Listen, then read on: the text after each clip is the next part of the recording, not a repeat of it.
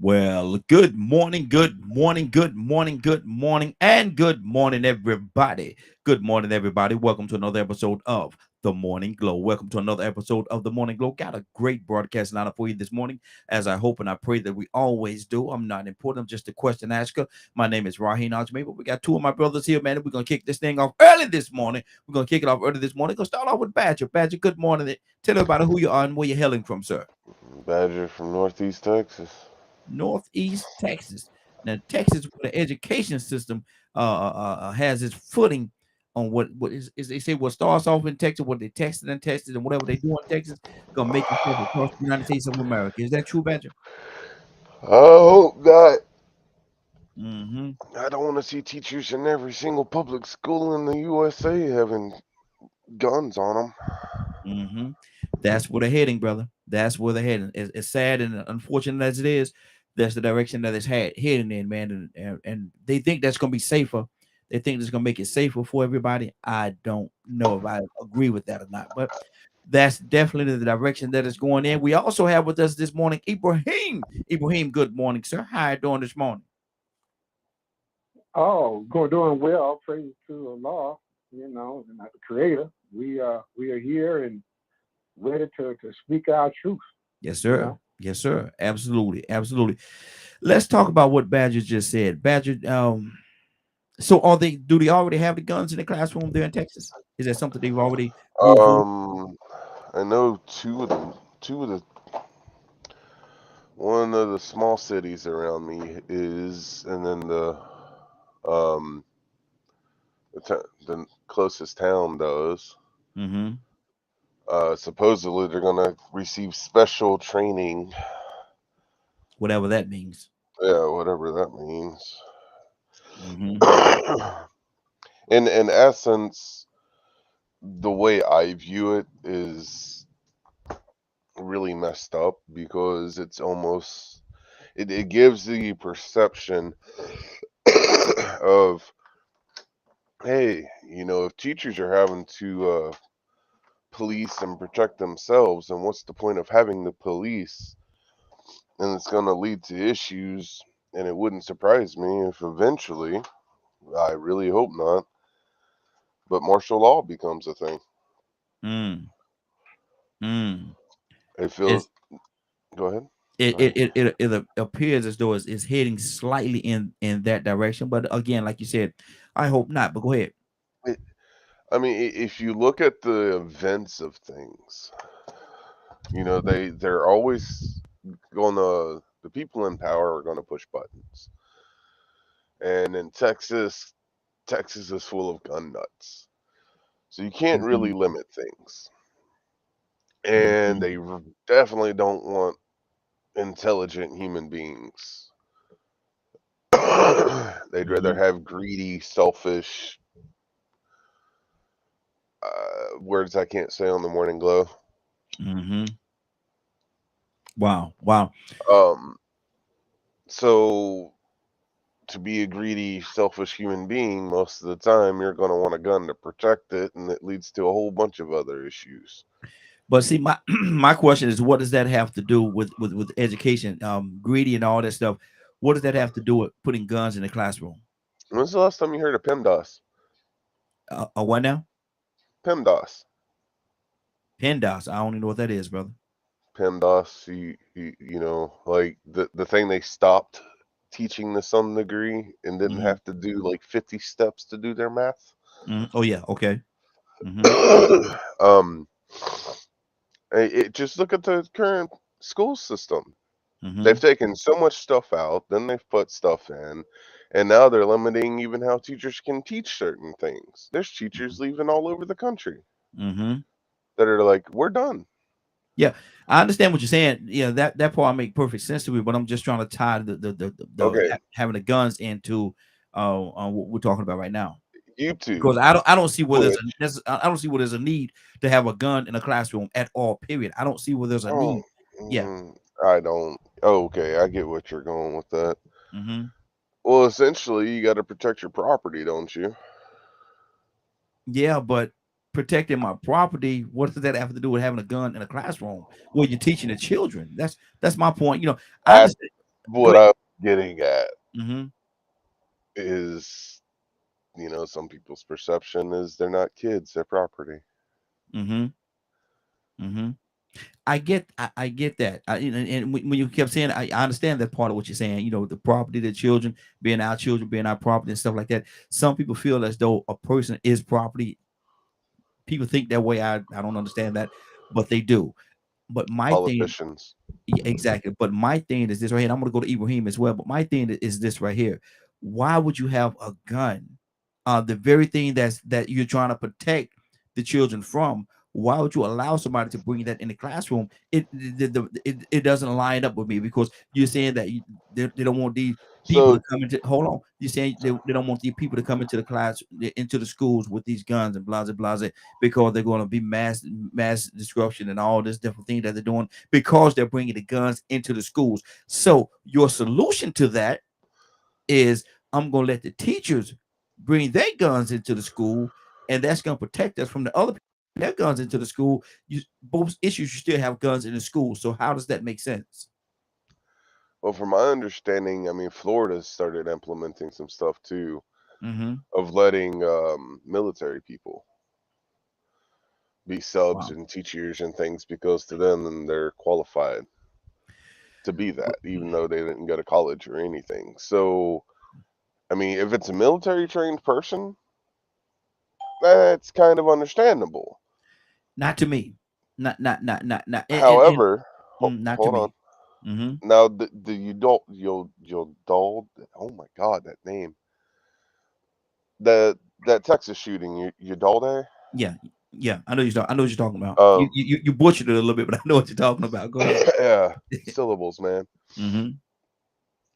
Since the cops failed to stop it, Mm-hmm. and in a decent amount of time, that's what led to this. Okay. But listen to what you just said, though.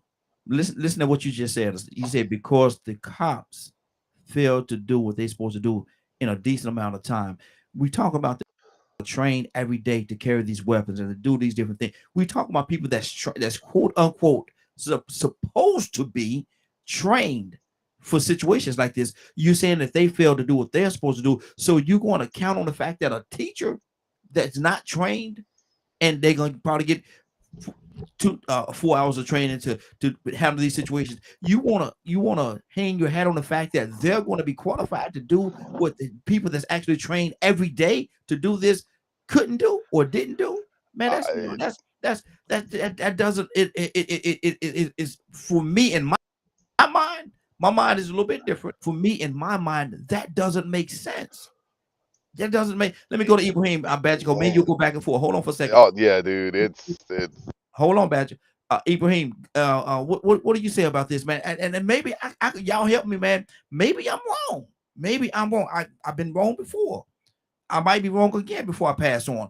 But Ibrahim, it just doesn't make sense to me. Does it make sense to you? What do you think? And Mr. Hicks, I'm coming Oh to you yeah, next. it makes sense to me. To have guns in the classroom? Oh yeah, oh yeah, Wow. Well, it how makes how sense is to me. explain it to me? This is a when you have like bringing a knife to a gunfight. You know what I mean? Mm-hmm. Where this society we have and the training. To me, the training is appropriate to being trained in what people people use guns. And when I say this, and we forget the most the factor of a gun, right? That if people are not mentally stable enough to have a gun, that could be just because a person's been in the military or been a police officer. We've seen these people drop the ball many times and don't use a gun And and, correctly, and, right? and and so We see other people in the what's to stop the restroom, teacher? What's to but stop teachers from being in the same situation? What's to stop them from being in the it same don't never situation? stop. It don't never stop the teachers, right? But the teachers, the education is a function of the state. You know what I mean? Mm-hmm. They're property of the state. They own the property of the state or the federal government, right? Mm. So they should be defended by the people that is teaching them or intellectually teaching them whatever form of fashion they teach to be taught in. All teachers are not qualified to have a gun, and all teachers don't want to have a gun. But those that want to have and can be taught because they're to be taught multiple times about incursions like that coming to their classroom. And you're gonna teach somebody, give them left ways to defend themselves. They don't want to use that gun. That's the thing. If you don't want your kid to go to school where the teacher got a gun, then they shouldn't go to school.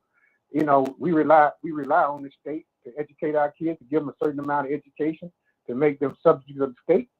Then we have to go along with the program, or we can fight against it and try to change that. But that goes along the whole program through the whole system.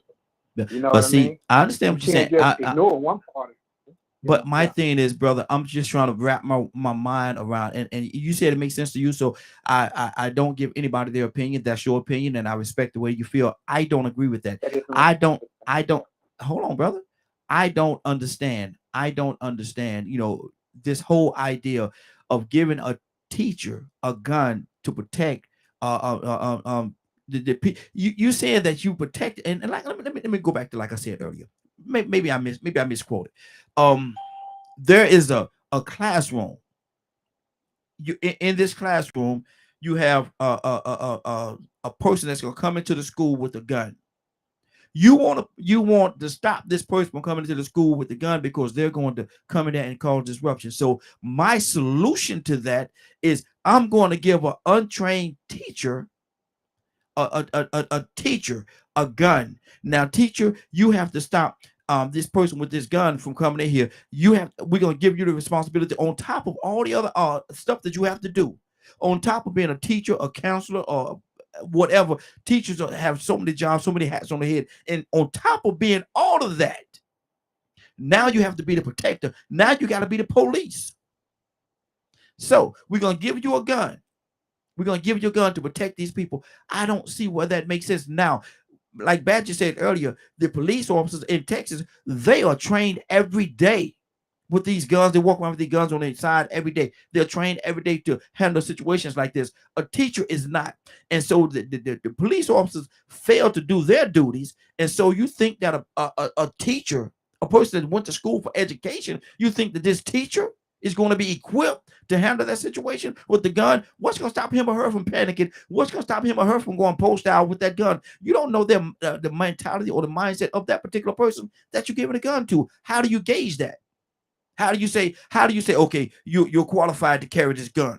Oh, hold on. You're not qualified to carry. How do you gauge that? You could be giving a gun, you could be putting a gun in the hand of a killer. You asking me a question? Yes. Give me your comment. Tell me what you think. My comment saying, the profile, the way you're making your argument is that I'm going to give somebody a gun and not train them. You know what I mean? Now, the training of police, there's good training, there's poor training. Obviously, we've had poor training with police officers in the last couple of decades. We see evidence of this every day. Okay. Now, there's good training.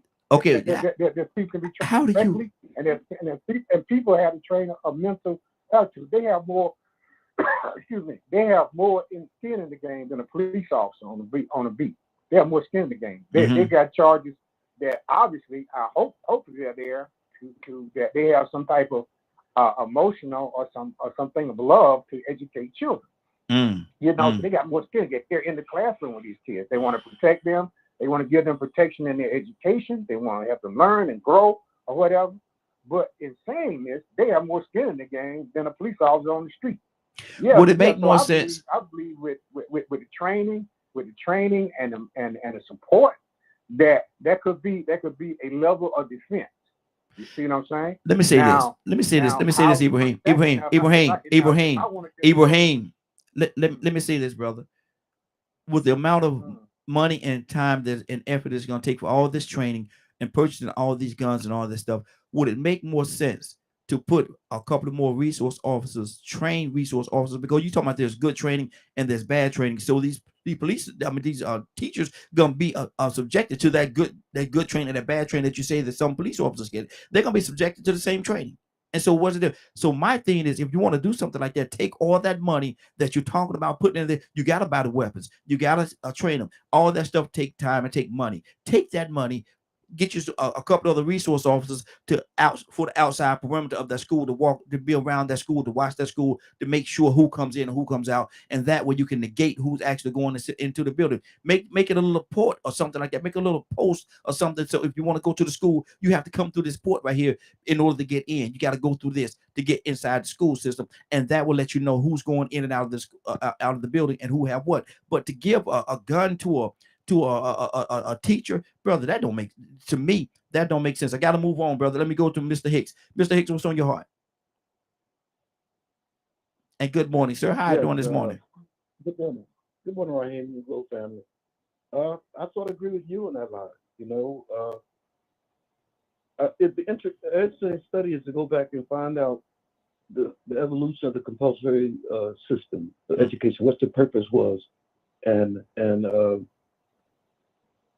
and and why we got them there. My youngest son was born 10 years after my other son, who was a baby for 10 years, and so he was a sort of different cut. Mm-hmm. Um, he got into a lot of problems in school because he was inquisitive. He asked questions. He didn't follow the line of study that the teachers want. He got in problems. I went to the school the last day, and I went to the school, and he was in detention. When I walked into the school, and I guess there was the question yesterday: do are we sleep, or sometimes our parents are always sleep, or men are always sleep? I worked on the road. I came home in intervals, so I wasn't there as much as I need, just trying to survive those 80s and those crashes, just trying to find work where I could. When I went to the school, the officer greeted me at the door. He had to go out on his shoulder, on his side, and my son was sitting up on these elevated stairs with a whole bunch of other black kids, black boys. There wasn't a girl in there. I never seen a girl in there. And I looked at the situation, and I pulled them out of school. It took me to expensive private schools and homeschooling, but I knew that it was a pipeline straight to prison. Mm-hmm. My feeling is if the teachers get pistols or get weapons, they're gonna shoot the kids. They're afraid of Mm-hmm. them kids. Mm-hmm. They'll end up shooting the kids. They'll shoot when they get panicky and be all in the news when a teacher shot these two kids in school because they were aggressive. Mm-hmm. Yeah. But yeah, Yeah. I agree with you on this line. Mm-hmm. Totally. Good deal. Good deal. We got a few more people on the phone, and I want to get to them as well. Let's go right now. Let's go to Kurt. Kurt, good morning, sir. How you doing this morning? Oh, I'm all right, brother. How you? Hey, doing What's good. up, Doing good. brothers? How y'all? Hey, Kurt, talk to me, brother. What do you think about this thing? This whole idea, man, of teachers having guns in the classroom. What are your take on that, man? I know how I feel about it. What do you think? No, no. I'm gonna lay that right out there. No, most teachers wouldn't even pass the psychological exam to even be police. To be honest with you, That's right. Mm-hmm. to be honest, most teachers, in all reality, this is no blight towards the teachers, but most teachers have issues, man. Working with them kids is therapeutic. Mm-hmm. No, right here. Take the money. You know what? You want to transmogrify the American culture. Stop letting these soldiers come home and not having jobs. Mm-hmm. You want to transmogrify the American culture? You tell a soldier, look, you got student debt. You go over here and work as a resource officer at the school. We have to give all of your debt. Mm-hmm. Give these soldiers a job when they come home. Yeah. They've been carrying a gun for the last 4, 6, 8, 10, 15, 20 years. They fully understand already how to set up a perimeter. They fully understand already what it means to uh, uh, I hate to say attack, but what it means to secure a position. Get a soldier something to do when they come home. For those that don't know what they're going to do, because Mm-hmm. there's more soldiers that's coming home from the United States military that honestly don't know what's next. Mm-hmm. Then there are soldiers coming home from the United States military that know, okay, when I get up out of here, I'm slotted to go and work at Northrop Grumman, Mm-hmm. or I'm slotted to go and work for Lockheed Martin, or I'm slotted to go and work for Raytheon. There's more soldiers out here that's coming home and not knowing in all reality what their next move is. Yeah. You want want to transmogrify the school system, you offer those soldiers the opportunity to go over there and be resource officers. You tell them, look, if you go over there and take this job, you don't have no student loan, we'll allow for you to go to school for free. We'll pay for you to get a 4-year degree for free. If you decide to go over here and do this, you can go to school for free. You can still utilize your GI Bill. You understand? That'll put some money in your pocket because that's going to give you a stipend every month. You know, offer up some things, not only the soldiers, you got a whole class of the working poor. Yep. Offer up some things to the working poor. Let the parents, you know what? You want to put guns in the school? I tell you what. Why not let the parents own some of that responsibility? Okay, you got over $50,000 in debt. I tell you what. You come over here, you work as a resource officer.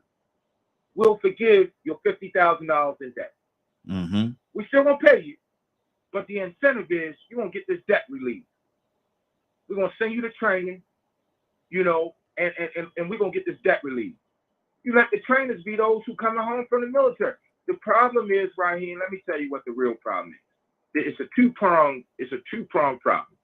One, the whole idea of putting guns in the school is a giveaway to the gun manufacturer. That's a whole nother story and a whole nother day. It's all crap. It's all smoke and mirrors. All right, that's number one. Number two, the overall problem with it is that you're trying to put a Band-Aid on a bullet wound. Wow. Slow down and think about what you're doing. And that's my whole point. That's my whole point, Kurt. You know, it's you know, we have to think about this thing because, you know, you could very well be putting the gun in the hand of other killers to protect the one that's supposed to be coming into the building as a kid. It's crazy. We got a couple other calls. I know we got a call from the 252 area code 252 area code. I'm coming to you next, but right now I got a Rico. Good morning, sir. How you doing this morning? Man, I'm just grateful to see another beautiful day, man. How y'all doing? Hey, doing good. Likewise, brother. Likewise. Rico, tell me what's your take on this whole situation, man? Teachers having guns in the classroom. Rico, does that make sense? Is that logical? What is your take on it, brother? Talk to me. Yeah, it's too many risks to that. You know, we've seen plenty of videos where children or teens have overpowered the teachers. Yep. Because every teacher ain't gonna be MMA trained to be tough. So imagine some of those teachers having a gun, but they got a very feminine side to them. They're a man, but you could tell they don't even know how to throw a rock. They're real soft. And some of them students be like, man, look at Mr. Such and Such, man, he look like he a free pick. They get disrupted, they want to go viral, they videotape it. He pull his little gun out and wave it, they take it and use it on him. And everybody else. Now we got another issue. So, you know, and then you put this on top of it. We're talking about putting guns in the hands of teachers that may even want to sleep with some of the students. Because these are the type of teachers that exist. All the cops ain't even qualified to have guns. So just imagine putting them in the hands of teachers. You know, I had an incident with a teacher when I was in high school. He pulled a gun on me. But he was from another high school. He was up to my old high school picking up his son. I found out after he called me all kind of N-words and pulled a gun and told me he was going to blow my head off. He taught at a majority black school. So my dad went up there to check in on him to see how he taught the students. He taught auto body. Them boys didn't know nothing about no auto body. They were in there wrestling, gambling, shooting dice. And you could tell that was his motive. That was his agenda to let them fail. Wow. To let them not learn nothing. But imagine if he would have had a gun in that classroom and something went sideways because he was actually teaching at the time he pulled a gun on me. Instead, he called me the N-word because he felt like it. You know, so I'm on the side of Curtis, man. You know, so I was glad he said that because I've been speaking that for a while. Now, the school doesn't have the funding that it needs. But at the same time, I guess if you actually came to your city government or maybe the state government, somebody maybe came up with some legislation for funding, you can come up with school security officers. And this would be the prime time. And 9 times out of 10, it's probably going to happen. Somebody's going to find a way to get these legislators a little money invested in a company, and they're going to do this, and they're going to become rich because there's a need for it. We could hate that we need guns in the school all day long, but now it's obvious that we need them. So that's my solution has been just what Curtis said. I wasn't thinking nothing about the soldiers because some of them soldiers might be happy to kill since they done been exposed. Mm-hmm. They might be ready to shoot something. They might need that adrenaline rush. They might be a little on edge. Mm-hmm. So what I would do, I would get the parents because the parents have more to lose. You know, you see, Uvalde, some of them parents was breaking up in that school anyway. They say, screw this, I'm breaking in here, get my child. Mm-hmm. See a child. The parent has more to lose than anybody. They got more chips in the game. More skin in the game. Absolutely. So if anything, you can probably train them and give them the opportunity. Probably even put 1 or 2 parents per classroom. Mm-hmm. And that would be number one. That would be employment for the family. It would also have it to the point of where the parents will know what's going on at the school with their children, so the children can't come back and lie. Mm-hmm. They'll know all the information. They'll be right there in that same environment. They'll be able to protect them. And then the teachers could do what they love to do, and that's focus on teaching. Exactly. Because the teacher shouldn't have to focus on teaching and protecting and securing. Absolutely. The only thing that teacher should really have to do to be able to do her job at her best ability is to focus on educating those students. Mm-hmm. And if you got 2 parents up in there that's focused on making sure that their child is, number one, acting in order in class, respecting the teacher, not being bullied or bullying, 30 seconds, preventing and making people safe, and then letting the teacher be able to say, you know what, I could teach comfortably, and I don't have to worry about outbursts, nor do I have to worry about anybody busting in this class. Now I could go in and I could do this in peace. The only thing gonna interrupt me is the bell. Exactly. We got to call, and that's good. That's good. And that's why, man, I say what I say, man. Put a resource, get another resource officer, put him in a hut outside the school building. So it's gonna take more than one, Raheem, because down in Florida they had school resource officers and they ran. No. I'm saying, yeah, you're absolutely right. It will take more than one, but my point is to put in a hut outside or however many it is. And so you have to come in order to get into the school. You have to first go into that hut, and then they can maybe buzz you in to get into the building. But check them in like prison. Check them in like prison. You hate to put it in that way, but yeah. You hate to say it in that fashion, but that's reality. Hold on, I got a couple other calls. I got 252 area code. What's your name? Where you calling from? 252 area code. That was Ibrahim. I was trying to. No, Ibrahim. Hold on for a second, brother. I got some more callers. 252 area code. What's your name? Where you calling from? Good morning. How's everyone? Doing well. How you doing? I'm well. This is Dr. Cook. This Dr. Cook? Yeah. Hey, Dr. Cook. Good morning. I ain't even recognize the number. How you doing this morning? I'm well. I can't complain. Good. Dr. Cook, what do you think about this whole idea of giving our teachers guns in the classroom? What is your take on that? Absolutely not. No. We don't need, as teachers, we don't need that in the classroom. We don't need that in the school. Mm-hmm. Everybody is not level-headed. And most of the teachers are, but I just, with a lot of the things that's going on around the world in a lot of the schools, teachers don't need that. Our job is to basically go to that building to teach the students and be whatever the students need us to be educationally. But we do not need that in the schools. They need to basically come up with some type of solutions, and they can utilize the teachers to come up with some type of solutions to basically keep everybody safe along with administration. But we most definitely do not need the schools. Now, I will basically let you know that students like to talk, and we've had students to bring items to school, and they tell other students about it. And we found out about it, and basically we had to basically make a call and let the administration know what was in the classroom and what we believe was in the classroom, and you don't overreact to certain things like that as well. And the student was not aware of what we did, and so when we basically took the person's book back, gave it to the assistant principal. Then the student was called to the office. But you have to have somebody that's somewhat level-headed. Some people would overreact, But those are some things that we did because things are kind of getting out of hand. And a lot of students that do that, they want attention. I mean, a lot of students that do that do want attention.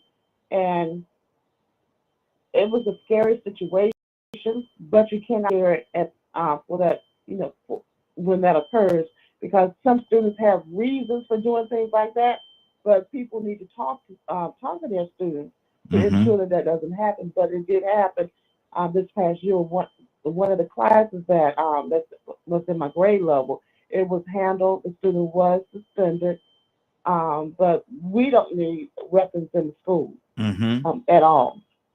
Exactly. Exactly. That situation can go wrong, completely wrong. Mm-hmm. Absolutely. Absolutely. And it could go wrong real fast. Rosalind, good morning, young lady. How you doing this morning? Good morning, everybody. How y'all doing? Hey, doing good. Good to have you, sis. We asking a question. What do you think? What do you think, or what is your take on there being guns in the class? Teachers having guns in the classroom. I don't think it's a good idea. Um, I just personally don't think. I agree with you. It's like my classroom is full of 3 and 4 year olds, which are babies. Mm-hmm. So I think that will pull their focus off of learning, and it'll basically keep them focused on what you're carrying on your side. Mm-hmm. But you have to have, and I think somebody said it earlier, you have to have, it takes a special person to be a teacher. This Yes. is my first year teaching, and I promise you, all day right here, I am on edge. Like, I'm trying to make sure that every kid is where they're supposed to be, because kids move around, 3 and 4 year olds move around quick. So you Mm-hmm. have to make sure they're here, make sure they're there. You have kids that need one-on-one. You have kids that are ready for different things. They can't be around different things. So having to carry a weapon and worry about somebody coming on campus, trying to harm us or the kids and trying to protect all that, that is a lot. Mm-hmm. That is a lot. Because when 2 o'clock comes, I'm telling you, that's when I let out a deep breath of air. Mm-hmm. It's Exactly. literally being a teacher it is it's like 4 or 5 jobs at once.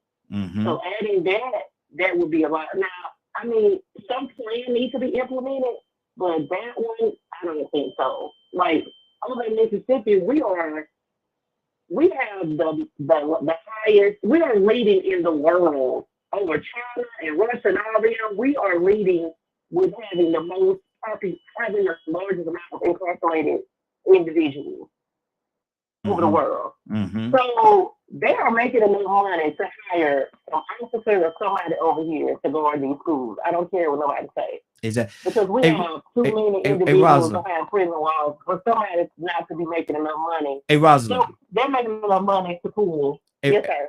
are you talking directly into the phone? Because it's a little staticky. Are you talking on the Bluetooth?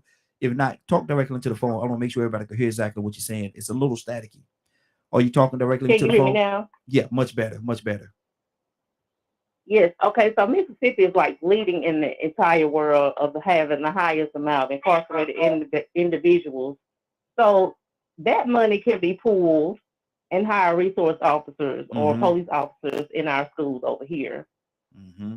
Mm-hmm. But some plan needs to be implemented. But having the teachers to worry, carry a gun, teach, worry about the kids, that's too much. Mm-hmm. That is too much. Because and like it's been stated by everybody on here that's educators that's in that field, there weren't a lot of hats. There already weren't a lot of hats, and there's already a lot of my wife's an educator, so I know how she feel about this. My wife's been an educator for 25 years. And so she knows what it is inside the classroom. And now she's an administrator now, but at the same time, she knows she deals with the teachers every day. And to be involved in a situation, how do you do that? Now you have to, okay, this teacher got a gun. Now got all these students in this classroom. How we're gonna make sure the students are safe? How we're gonna make sure the teacher's right? How we're gonna? It's so much more added on to the plate. You already got a full meal on that plate. How you gonna add some more chicken or hamburger or ham or whatever you gonna put on? How you gonna add something else to that plate, man? The plate is already running over. You already got side rails on it, trying to keep the food on there. Ibrahim, go ahead, brother. I know how you feel about this, but go ahead. Yeah. controlling the narrative the way you are, yeah, it seems almost impossible. But Ibrahim, excuse me. how hold on, brother. Hold on, brother. How you saying how are you saying I'm controlling the narrative, brother? I'm asking you what's on your heart and giving you an opportunity to say what exactly you want to say. I'm not controlling what you say, brother. Don't sit here and make it like I'm controlling the narrative. I'm not doing that. How am I doing that when I'm asking you what's on your heart? Don't do that, man. Don't do that. Don't do that, brother. Well, but you know what? Do a replay and see how you posing the question. It doesn't matter, brother. I'm actually, regardless of how I pose the question, I'm giving you an opportunity to say what you want to say. Because I ask you, is it cold outside? And if it's hot outside, you're not gonna say that it's cold outside. You're gonna say that it's hot outside, brother. What are you talking about? If I say it's cold outside and it's 110 degrees outside, are you gonna agree with me that it's cold outside, or you gonna say, nah, brother, it's hot outside? How am I, Ibrahim? I gotta go to somebody else, brother. Nah, brother. I appreciate it. Nah, man. We ain't gonna let you do that, brother. You see, no. How in the world am I controlling the narrative when I'm asking you what's on your heart, brother? If I say it's cold outside, if it's hot outside, brother, you're not gonna agree with that. You're not gonna agree with that. Come on, man. Don't do that, man. Don't do that. I'm not gonna allow you to do that on this broadcast. You gotta let him finish though, Raheem. No, I don't. I don't. I'm not gonna let him finish. Curtis, what's on your heart? Hey, Raheem. Look, right. So here's what my thought is, right? Check this out. We get bombs and bomb threats all around the globe, right? How often do you get a threat or a bomb actually on a base? Mm-hmm. Very rare, right? Exactly. So all you got to do is hire resource officers, and you set up a perimeter just like a military base, where, okay, you got to go through a checkpoint before you even get on campus. Mm-hmm. Now, some people might be mad, oh, Lord, it's taking too long to pick my kids up. Well, guess what? You need to get here earlier. Or, you know what? I don't care how long it's taking. This is for the safety and the betterment of our children and our staff. It's just that simple. Mm-hmm.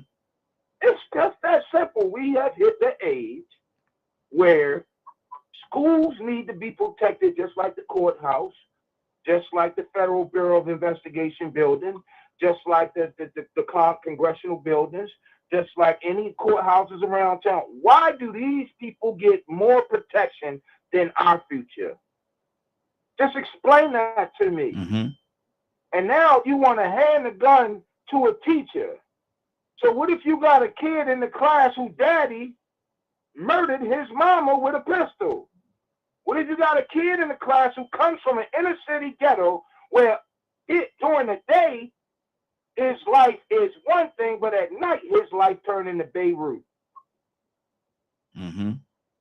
Because, see, growing up, I was one of them kids. I remember laying in my middle room and having a ghetto bird fly over my middle room with the doggone spotlight that would shine through. In Baltimore, some rooms on the top floor have what they call a skylight in the ceiling. Mm-hmm. I remember seeing the light shine through my skylight in the ceiling, right? And then I remember hearing gunshots and all of that. So what about that kid that is actually going through PTSD and has this natural fear of guns? Now his teacher walk in there with a big old Glock 9mm on her hip, Mm-hmm. or on his hip. How traumatized is the kid going to be? Mm-hmm. See, we keep, Raheem, I swear to God, I don't know why we do this, but it is in my belief that we have become addicted to governing from crisis to crisis. We do nothing preemptively. We do nothing with logical thought. Even the whole idea with the only way to stop a bad guy with a gun is a good guy with a gun. Mm-hmm. That is the biggest crock of foolishness, male machismo crap that I have ever heard in my life, because the bad guy might be faster with his. He might have a straighter aim than you. You know what I mean? So, like, stop trying to make very, I guess here's the thing. Stop trying to make very things that need to be decided strategically. We need to stop trying to make them easy decisions and spend the time and the resources to strategically plan these things out properly. That's good. That's good. Absolutely. If we can do that, bro, we good. Absolutely. Badger, what's on your heart, brother? You know, as we were talking about everything, I dug into it a little bit more and learned something new. There's been a Marshall program in Texas since 2013. Only 62 out of more than 1,200 school districts have actually used the program.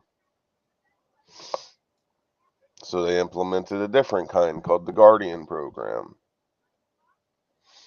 Now that's just in Texas. I haven't dug too deep into if other states are going to allow it or not. But it also shows that even though those programs are there and it's voluntary, the teachers, 90% of the teachers say no. They don't want no part of it. You know, they don't want to have to worry about getting trained and all that kind of stuff. That's what they have those police officers on the grounds for and all that. They're supposed to be trained to deal with active shooters and all that kind of stuff. And, you know, I was listening to what Curtis was saying about, you know, treat it like a military base. And it's sad to say that in this society that we currently have, that might be the route to go. You know, people don't, the amount of people that don't care about another human being's life is messed up. You know, the more they dug into the Uvalde shooter, you know, it was a highly bullied child that snapped, lost it, which doesn't give it an excuse. Please don't. There is no excuse for it. But it also shows how much people treat others that are different as well, and how much people are in need of help that don't get it. And it's an unfortunate truth in our society. You know, we touched on men, specifically black men, and the mental there. We've touched on just mental health in general. There is a lot of issues within the mental side of our country. Just straight up, there is so many. That's why I brought up greed and stuff earlier. Greed is a driving factor. Almost every Republican I have ever talked to or listened to, their main concern is money. Yeah. If your main concern is money, there's a problem. At least in my opinion. Exactly. Exactly. Let me go to Dr. Cook. Dr. Cook, what's on your heart?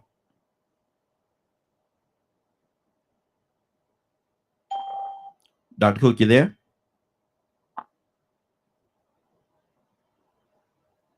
Rosalind?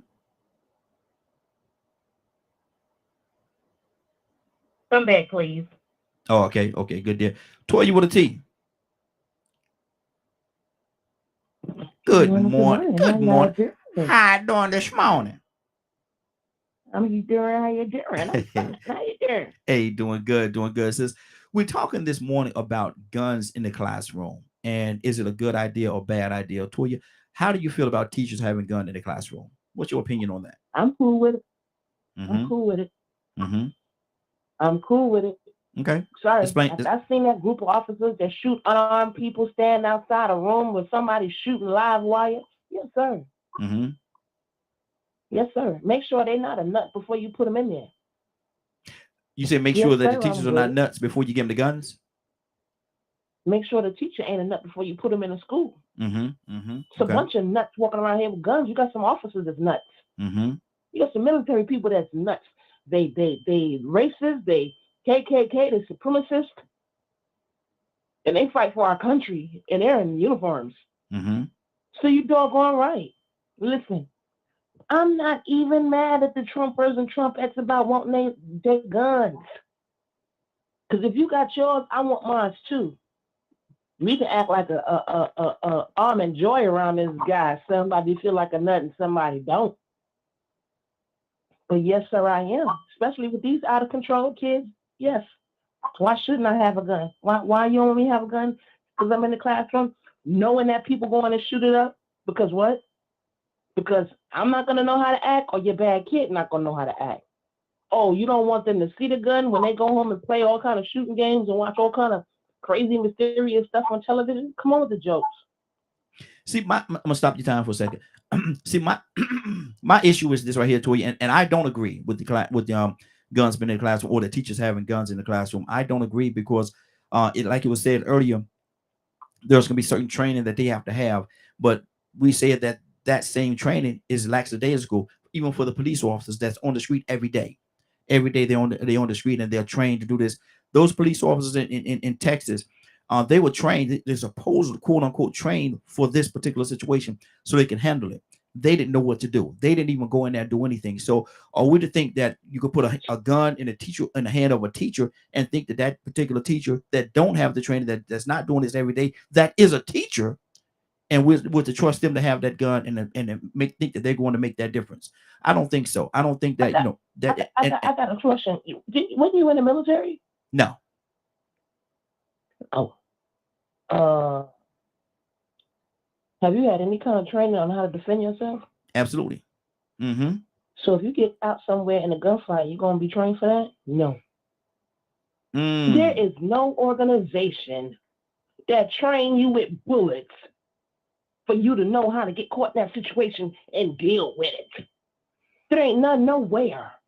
I can equate that a little. So I can equate that just a little bit, and I thank you for pausing for a second for me, Toya. I could equate that a little differently, because when we talk about training and fighting, I've been trained in martial arts, and I don't talk about training martial arts and different things of that nature. And I know that we have to go into certain different quones and stuff like that, and we have to fight MMA. I've never been an MMA or nothing like that, but they have to be prepared to go in there and fight somebody. Now, you talk about a person. You talk about a person with a gun. That's a totally different level. That's a totally different level. And so, well, go ahead. I get you, mm-hmm. right? But I don't care how much karate you know, you ain't gonna beat no bullet, like you said. Mm-hmm. Mm-hmm. But my point is, you can be in the military and be trained. You're not trained enough to get out of a war. Mm-hmm. The same with the police. It ain't about training. That's because they don't give a hoot. It has nothing to do with training. It has to do with who we are as people. But let's get 100. Is it the gun problem that we lackadaisical on training? No. So that's our problem. But I want to know, again, as a teacher, protecting and being a lover of people, and I can be a nut too. If you come up in here thinking you're going to hurt somebody, mm-hmm. Tell me why, knowing that we have mass shootings, that officers may or may not come help me, tell me why I shouldn't have a gun to defend myself or hopefully your children. Because of what? Because of what everybody else will do? No, we got to do what we got to do and stop making up excuses. But and if we need an instructor in that school every day, walking by, talking, walking, training, we need to get something done. I'm not going to be dying for nobody. Mm-hmm.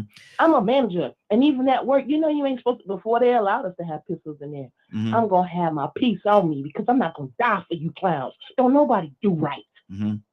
But see, so as a teacher, as a citizen, living in reality, we, whether it's the school board who don't care, whether it's the local municipalities that don't care, whatever we need to put in place to make it happen, we need to make it happen. But what I'm not for is knowing that we have a war with guns and sending somebody out there unarmed because of what? See, my whole thing is this right here. My whole thing is, and we got a couple other people just call in. I'm gonna come to you in just 1 second. But my whole thing is this right here. You pay a teacher to teach. A teacher has so much on their plate. We got a couple of teachers, educators on here too. You pay a teacher to teach and to put a gun in their hands. What's to say that the teacher's not, a lot of the police officers, just like you said in the beginning of what you said, a lot of the police officers are crazy. They should not have guns. So why am I to think that a teacher can't be just as crazy and should not have a gun? But yet and still, we're saying that we're going to put the guns in their hand because it's going to protect themselves and our students against the people that's coming in there that's crazy with guns. And so you're going to want one crazy person to deflect or protect you against another crazy person. Now you got two crazy people with guns. What's going to stop them from shooting at each other and shooting up everybody in the building in the process? I mean, well, the same thing that you think is going to magically stop it without giving them a gun, that ain't got nothing to do with it. No, again, I had a solution. You can't see crazy right here. How you going to see crazy? How you going to know that this child who's 18 years old with $6,000 worth of artillery, you cannot look at him and assume and know that he's going to go shoot something up. Neither can you know the teacher. Well, I ain't gonna tell no lie. We know what officers is crazy and what people be crazy, and we give it to them anyway. That's just on a personal aspect. But you can't look at nobody and say anything about what they may do. But I'm gonna tell you when a scenario is gonna make you feel better.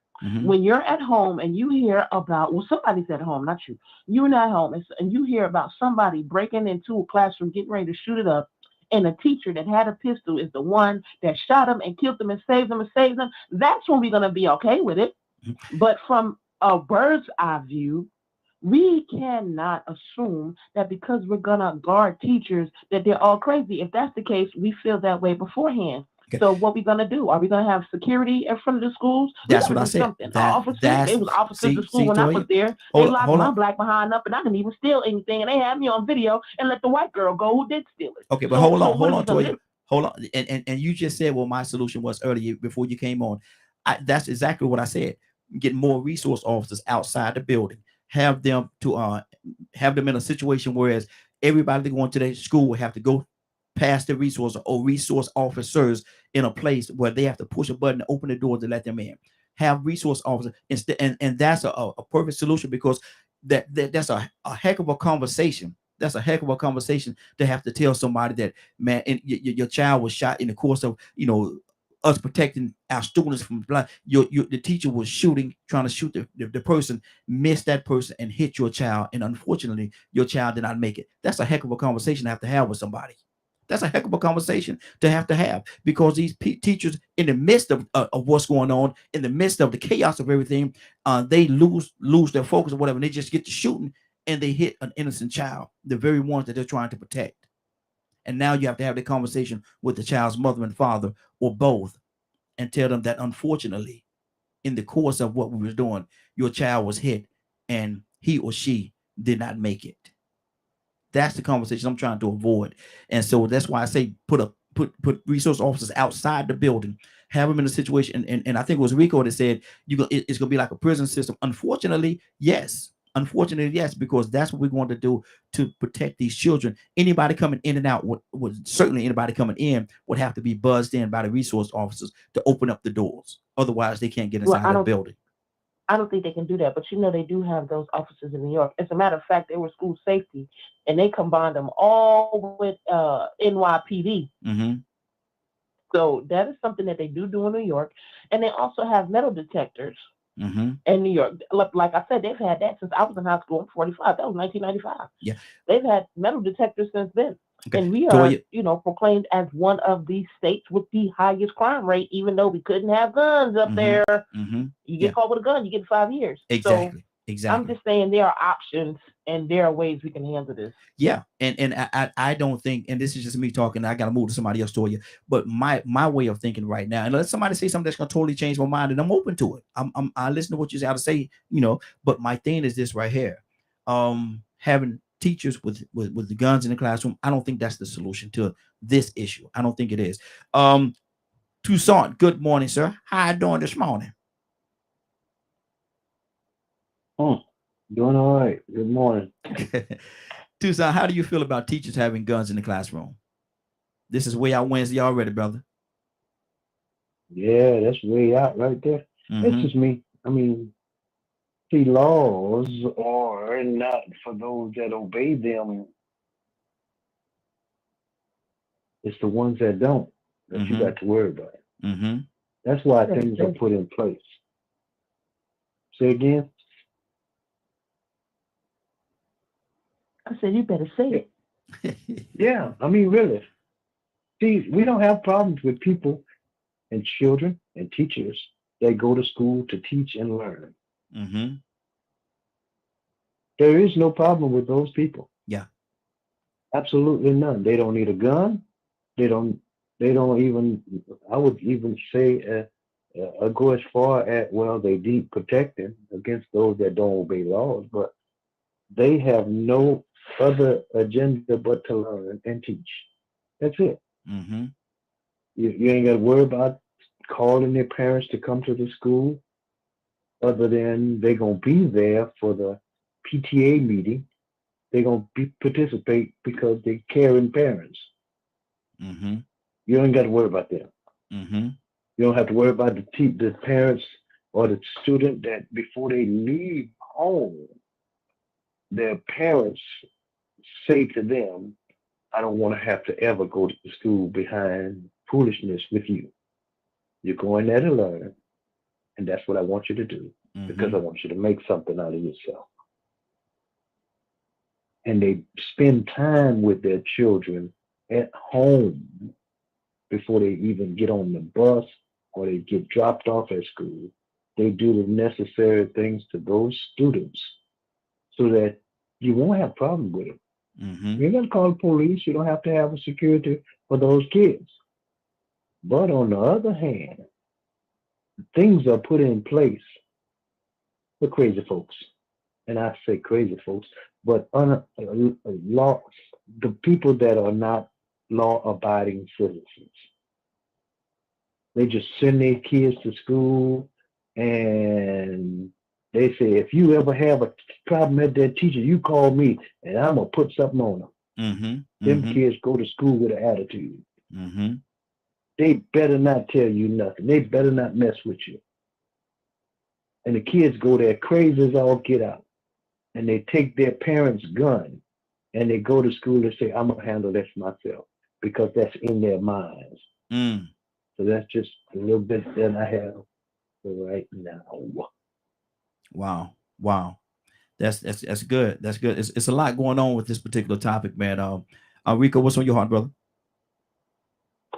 Yeah, man. I want to try to come up with solutions of what option would be best. So, because I don't want to get off this phone line with just hearing a whole bunch of opinion and passion and nobody really coming up with a good solution. So Toya made a good point. You can't tell crazy all the time, but we know it exists. And the atmosphere right now requires that there needs to be armed security in those schools somehow, some type of armed security. Now, sometimes when you make a point, that point is enough to disqualify option, and we don't even have to even bring that up no more.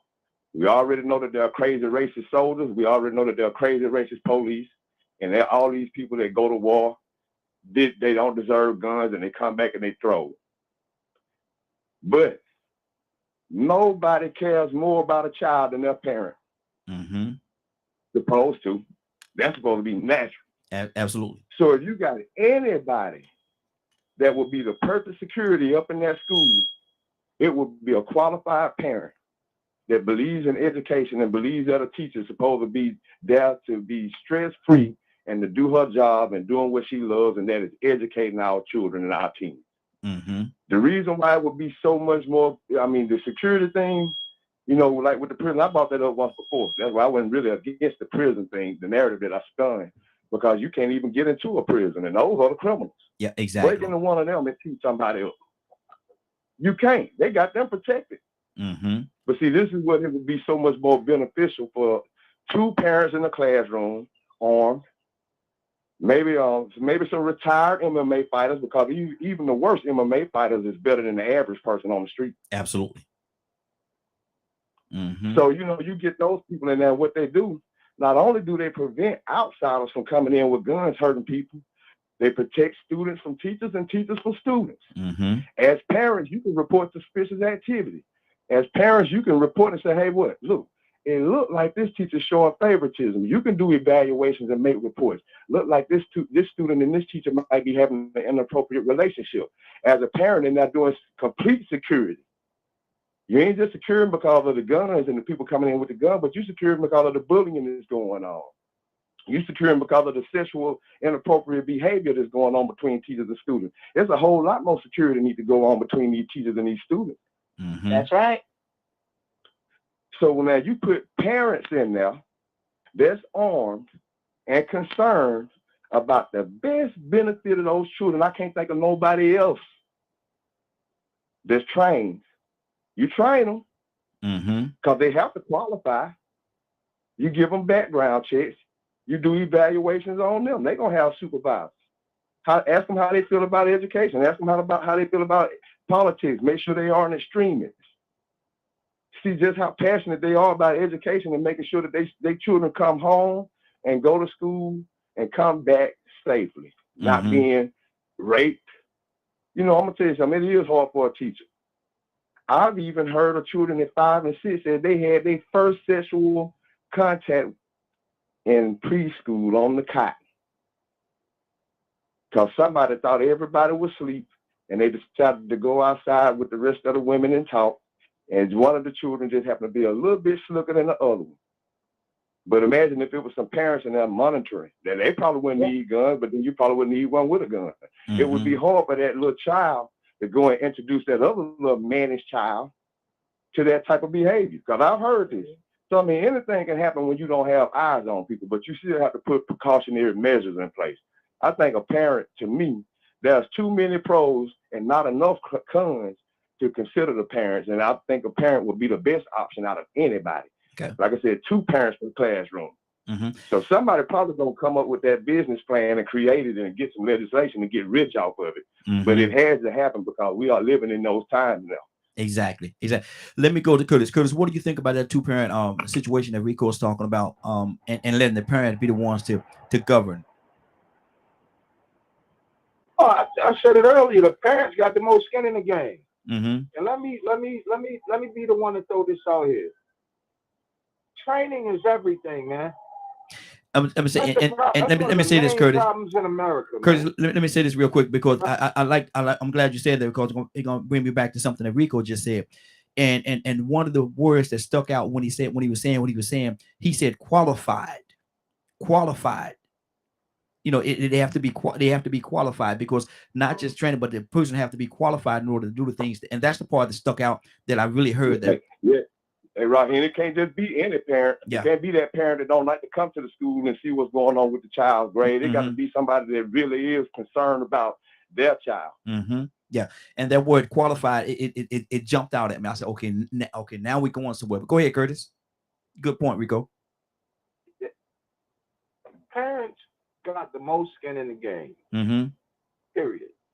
So it would be phenomenal. It would be a smart business decision to put the parents in the schools. It gives the parents the ability to have some accountability for their students, for their own children, as well as the children of others. The other thing is, let's clip something up here, man, because I don't want people listening to this show to then get off the show and go back telling other folks that, you know, these people was talking about training was not a necessity, right? Training is very, very, very, very important, and that's been a problem in America. America has been asking folks to do jobs thinking about the dollar, right? Thinking about the dollar that can be made without properly training people. So the jobs have not been, man, what is she doing? So the jobs have not been being properly done. So you wind up having to do double work, right? In training, if I take everybody on this panel and I do not train y'all and I put us all in a line and I say the enemy is south of us, when you see them start to fire, 9 times out of 10, most of the people that are going to fire, they're going to fire straight down the lane. They're going to fire straight down the lane. So now you got this enemy that's sitting there. He's watching your sector of fire. And he's saying, because he's properly trained, he's saying, okay, my lanes are here, there, and there. That's where my lanes are. So guess what? Instead of rushing straight forward, we're going to rush through these lanes right here because there's no sector. These are the lanes where the sector of fire is not being covered.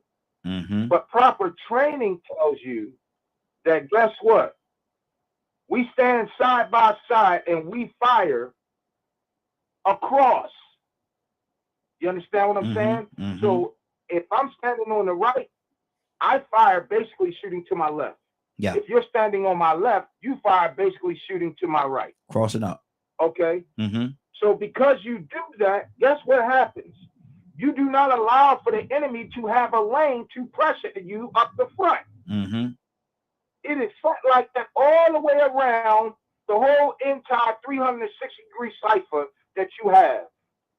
It's called sectors of fire. Training is everything. When we was in the desert, even when I was in Haiti, we had training on how to hit the door. How to hit the door so that you don't go in these people's house. If you got to go in these people's house, you don't wind up going in these people's house and shooting their kids. There's a point, man. He hit the door. Dude coming behind him. When he coming behind him, the first thing he say is clear. Or he say weapon. Now, he got to have a lot of heart because he might be the first one to go.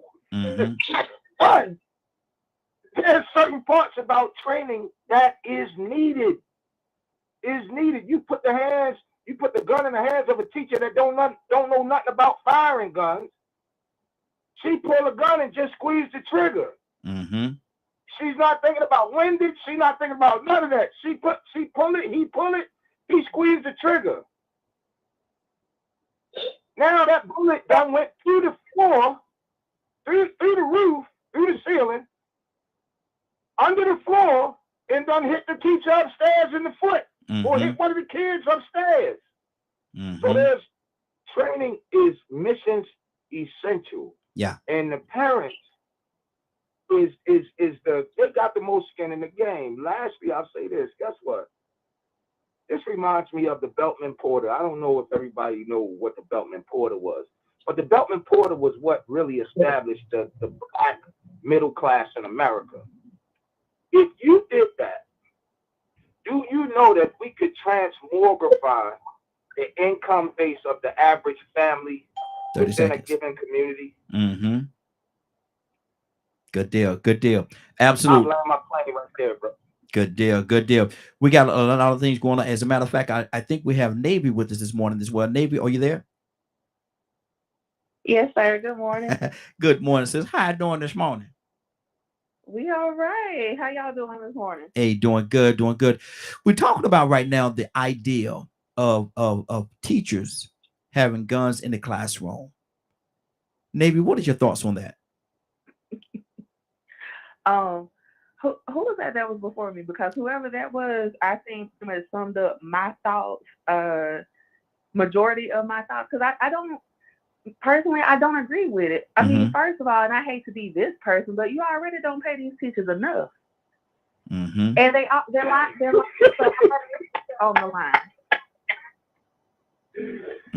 Like I hate to be that person, but let's just start with that first. Like they literally go in with their lives on the line anyway without a gun. And for some people that may be even more of an argument to give them a gun. But if the answer to these school shootings is, hey, just arm all the teachers with a gun, then I'm sorry, that's a very Mickey Mouse and juvenile way and lazy way of truly protecting our schools, protecting our kids, and protecting the teachers in there. I mean, I don't know, one of the schools down here in Biloxi, last year they had was it last year or year before last? I don't know. Either way it goes, they had like a few threats or what have you. So what they did was it was only two, but they set up two like checkpoints coming in and out of the school. Like Mm-hmm. it was just like the little standard metal detectors or what have you. But I mean, like for all I know, that could have helped somebody. And if you're willing, and then on top of that, you got to think about not everybody's comfortable with a gun. Mm-hmm. So like the gentleman before me was talking about, like the training. People have to be trained for this, and just because a teacher is trained for it, you still got to think about the fact of, am I going to be able to execute when that time comes? Mm-hmm. Because when fight or flight kicks in, that's very real. Yeah. You're either going to do one of four things. You're actually going to execute, you're going to freeze, you're going to give up and run, or you're just going to stay stuck there. Like Mm-hmm. you don't know. There's no way for us to know how the teachers are going to respond just based off of your fight or flight response in the first place, or if you're even comfortable with having a gun. Mm-hmm. But why are we requiring our teachers to have a gun whenever we can use that money to outsource and actually provide protection for them? Like I just feel like that if that's the only solution that the state officials, the city officials, the school board, or whoever came up with this idea could come up with, then I'm sorry, that's just Mickey Mouse to me. Mm-hmm. Good deal. Good deal. Captain, good morning, sir. How you doing this morning? Hey, good morning, everyone. Good. Yes, sir. Yes, sir. Asking the question, how do you feel about this, Captain? Teachers having guns in the classroom. What is your thoughts? Well, it's very interesting that you asked me that. I do active shooter training. Mm-hmm. Yesterday, I gave my 3 hours active shooter training at a school, Legacy Academy. And part of the, it's titled, Run, Hide, and Fight. Mm-hmm. And in the training, it asks the question, what do you do if you're concealed, if you're carrying a concealment? One of the things we did, we polled the teachers. There was over 50 teachers in the training. And I asked the question to the teachers. It really was a 50-50. Most of them, it was almost a 50-50. Those felt that they should be able, because Ohio is a open carry. Mm-hmm. It used to be, they just passed a law, signed a law last couple months ago, where you don't need a concealed CC license. Anybody who carries a weapon, anyone can carry a concealed weapon. One of the things that I realized, Raheem, is that the great question that was presented about the teachers and all of the ones who disagree about carrying a weapon was they did not feel that having a weapon in the school, that it was good for any of the students who may know they have a weapon. One teacher said she had a concealed handbag so the student couldn't see the weapon. The other argument was, why would you want a weapon in the classroom? And knowing that, they don't have they don't even have a training specifically designed for the teachers. There is not a training that would teach the staff or the teachers how to deal with that weapon. Mm-hmm. The most important part was they all agreed, if the security of the school, a human resource officer, as they call them, who carries a weapon, that was sufficient enough for them. If the security of the school, who are trained security, carries a weapon, that was sufficient enough for them not to bring the weapon into the school. So that was the compromise, that they have security that carries a weapon. One of the most important parts that you asked, I think is very crucial, is that no one under what we call, I like what the sister said, it's called fight or flight. In law enforcement, it's called hypervigilance. When you're under a crisis, no human being can function at a normal rate when you're under a crisis of a fight or flight of the hypervigilance. So you're not at the best of being able to know how to handle that weapon. Matter of fact, if the fight or flight or the hypervigilance is what you call the knee-jerk response, because now you something to do anything under that hypervigilance. You're very reactive. You know, your emotions is quick. Your ability to make a quick decision is not like normal. So to put any teacher into a situation of like an active shooter and give them a gun and expect them to respond normally, that's a crisis all by itself. Wow. So I disagree with teachers having a gun, because if you have ever had a weapon under the condition, your life is very much being threatened by an active shooter, you're not in a normal response. And you may not make a normal decision. And the decision that you make may not only cause you to take a life, which there's nobody cares nothing about an active shooter. It's the only time that teachers are given or anyone given permission to kill somebody is an active shooter. At the same time, you're not in your right mind to be able to make right decisions. I don't think no weapons should be put in the school. I think it's bad enough that our children have to be going to a school where you got metal detectors and you got armed security. But however, that came up in our active shooter, and I go everywhere I go. It's really a big discussion. Matter of fact, it's the only time where I get an active conversation with the teachers is when we deal with should they be able to carry a weapon, whether it was a 50-50. But he did agree, that all of them did agree, if the security resource officer carries a weapon, they don't need to bring their weapon in the school. Wow, that's good. That's good. And I'm glad that you called in, because you actually train people in that area. And so there's a level of expertise there in your comment that I definitely appreciate. This is what public citizen Paul said. He said, I don't trust cops. I don't trust teachers. I don't trust parents. Guns do not belong in schools in a sane world. In a sane world, he said guns don't belong in schools. Cassandra, good morning. How you doing this morning? Good morning. Cassandra, you've been an ex-educator yourself, been in the school in the school classroom for 10 years or more. How do you feel about teachers having guns in the classroom? I think it's a horrible idea. Wow. Was that Cap talking? Yes.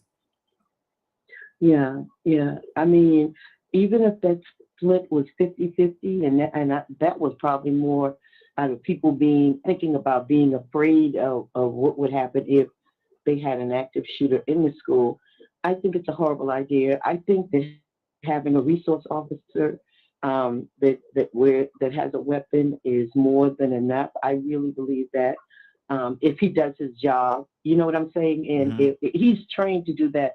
I totally agree with Kat when it comes to being in an active shooter. So you don't just think about how we react when things happen, like somebody pulls in front of us. You know, in our car. You know what I'm saying? Yeah. Your reactions are totally off. You know, you may want to jump out your car like a guy tried to do to me one time. But you can't. I don't think it's safe. I think it's a horrible idea. We don't need any more guns in the school other than a resource officer. And I would not want one, because these kids today, I definitely wouldn't want one if I was still teaching school. I would not want one. Exactly. Yeah. So no, I think it's a horrible idea. Good deal. Good deal. Badger, what's on your heart, brother? All right. Yeah. So I've been sitting here listening to people's perceptions and opinions and things like that. Then I heard Rico say solutions. So I decided to do some research while people were talking. Has anyone looked up how, we'll go from the 90s, even how bad mental health has gotten in our schools? Anyone on the call? Just No. curious. No. So it's tripled, quadrupled in mental health issues. Why is that? So I dug a little bit farther, and and came to a realization of something that's called hate, where you're evil if you're gay, you're evil or wrong if you're disabled, you're social media. You know, you have to make TikTok videos, you have to be a part of certain social medias, otherwise you deal with cyberbullying. If you make a mistake, it ends up on the internet where millions can see, and so on and so on. And I remember when I was a kid, the most I had to worry about in school was some bullies and making sure I make good grades, right? Mm-hmm. Yet today, in this society, the amount of stress that kids are put under, I don't think people acknowledge. And then you have these kids that grow up in a violent atmosphere of greed, guns, drugs, alcohol, bullying from pretty much anywhere and everywhere. 30 seconds. W- w- What do you expect's going to happen Mm. as a human being? What do you expect's going to happen when when a child goes from being little, you know, realizing they're different, they grow up constantly being bullied by everyone, adults and peers alike, and they have access to weapons. Mm. If they snap, it's going to happen. So the mental health of our current society, I almost wanted to say those that were supporting guns actually upset me, and I think it's absolutely sad. Mm-hmm. Okay. Okay. Good deal. Because to me, Gotta wrap it guns up, are for man. the weak. Mm-hmm. Good Just deal. Good. period. Guns are for Okay. the weak. Guns up for the week. Absolutely. Okay. Okay. Ibrahim, what's on your heart, sir? Well, after meditating and thinking and taking respite from the rest of the conversation, um, I come to the conclusion now. I asked you. Now, I got a relative that was a vice principal, and teacher for years, whole doctorate degree. And I was in a school where one time and seen other students, and I mentioned the fact, and she was just so frustrated. But she also mentioned the fact that parents were even worse. And because of the way she was going through, she wished she would bring her gun to school, Mm. Protect herself. So the question I would ask you, if your wife, Raheem, or anybody else's parent or yourself, if you felt that you needed to protect yourself, would you bring a gun, or would you rather to suffer whatever fate that you could see intimate that was coming, that was there, and that you knew with your experience in that particular environment, would you find it wrong to bring a gun to protect yourself if you knew that the other possibility is some type of harm? And I'll leave that question out to you. Okay. All this hate and discontent. Okay. That's a good question, brother. That's a real good question. But I will have to weigh over the whole situation and find out whether if I feel that threatened with going to that particular job, should I even consider getting another job, going in another direction? If that is an option. In some situations, that's not an option. Some situation, a person has invested so much into that profession that they can't walk away. And if I'm in a situation where I feel as though I've invested too much into that occupation and I can't walk away from it, would I bring a gun? I Truth of the matter, being totally honest and transparent with you, brother, I don't know. I don't know. I can't say yes or no because it depends on the situations and the circumstances around it and how strongly I felt about the way that I feel. But I do know that if I were to bring a gun, if I were to bring that gun, I would not take it into the classroom.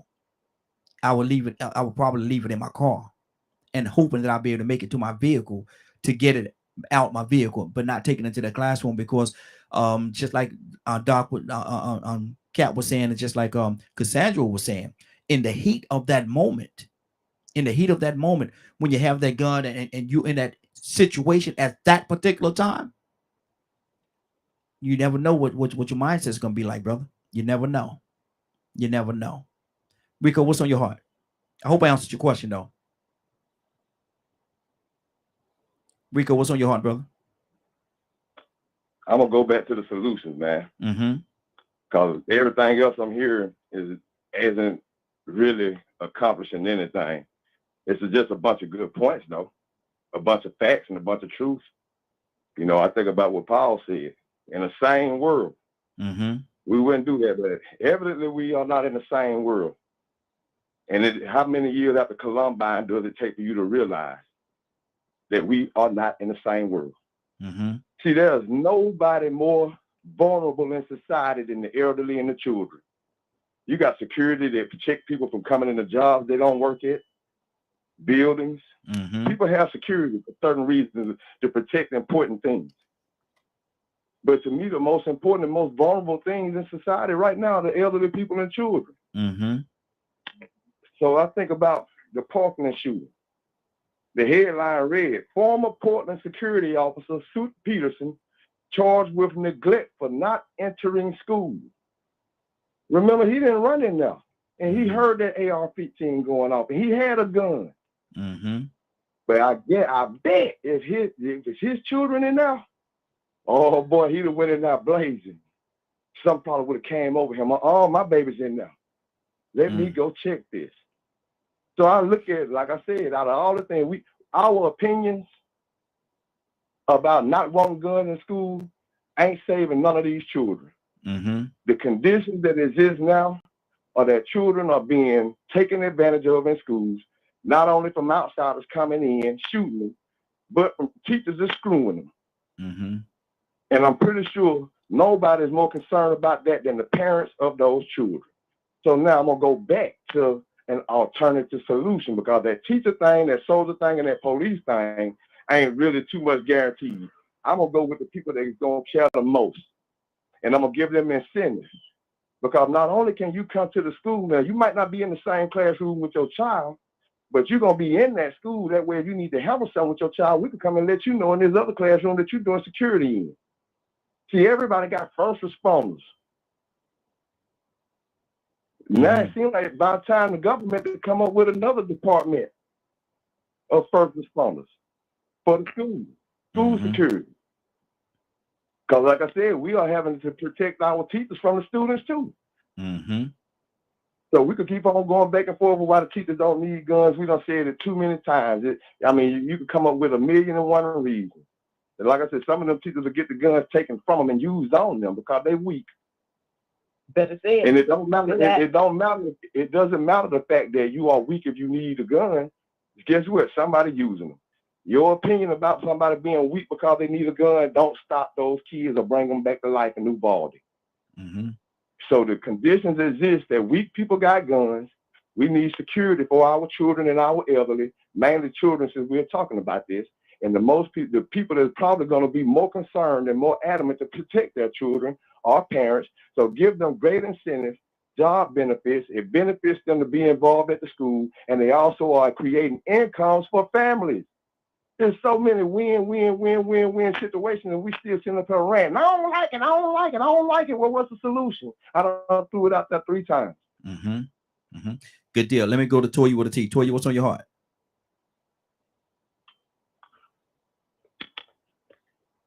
Yeah, very valid points, right? Because there are the things that we're worried about happening is already happening. Oh, they might get shot by the teacher that got the gun. Well, that's already happening out here on the streets with, drive-bys, and sometimes with parents and the kids find the gun and, do all this. And the point of these things happening are that we're not dealing with responsible people. We're not using the rules and the laws on gun handling, gun safety when entering into these situations. And then again, we have to assume accountability for our actions. These guns is not doing this on their own. So Rico said solutions. This been happening, right? We talking about Columbine. Why don't we still have security with video monitored systems in our schools? All of them. Why not? People have made inventions to help stop doors and different things to help prepare them if that happens. Put a ladder in the window and get out in execution. Why haven't we come up with safety programs? This is not a matter of questioning. Some things should have been implemented instantly. So we got to go back to the systematic things that they do to make us fair.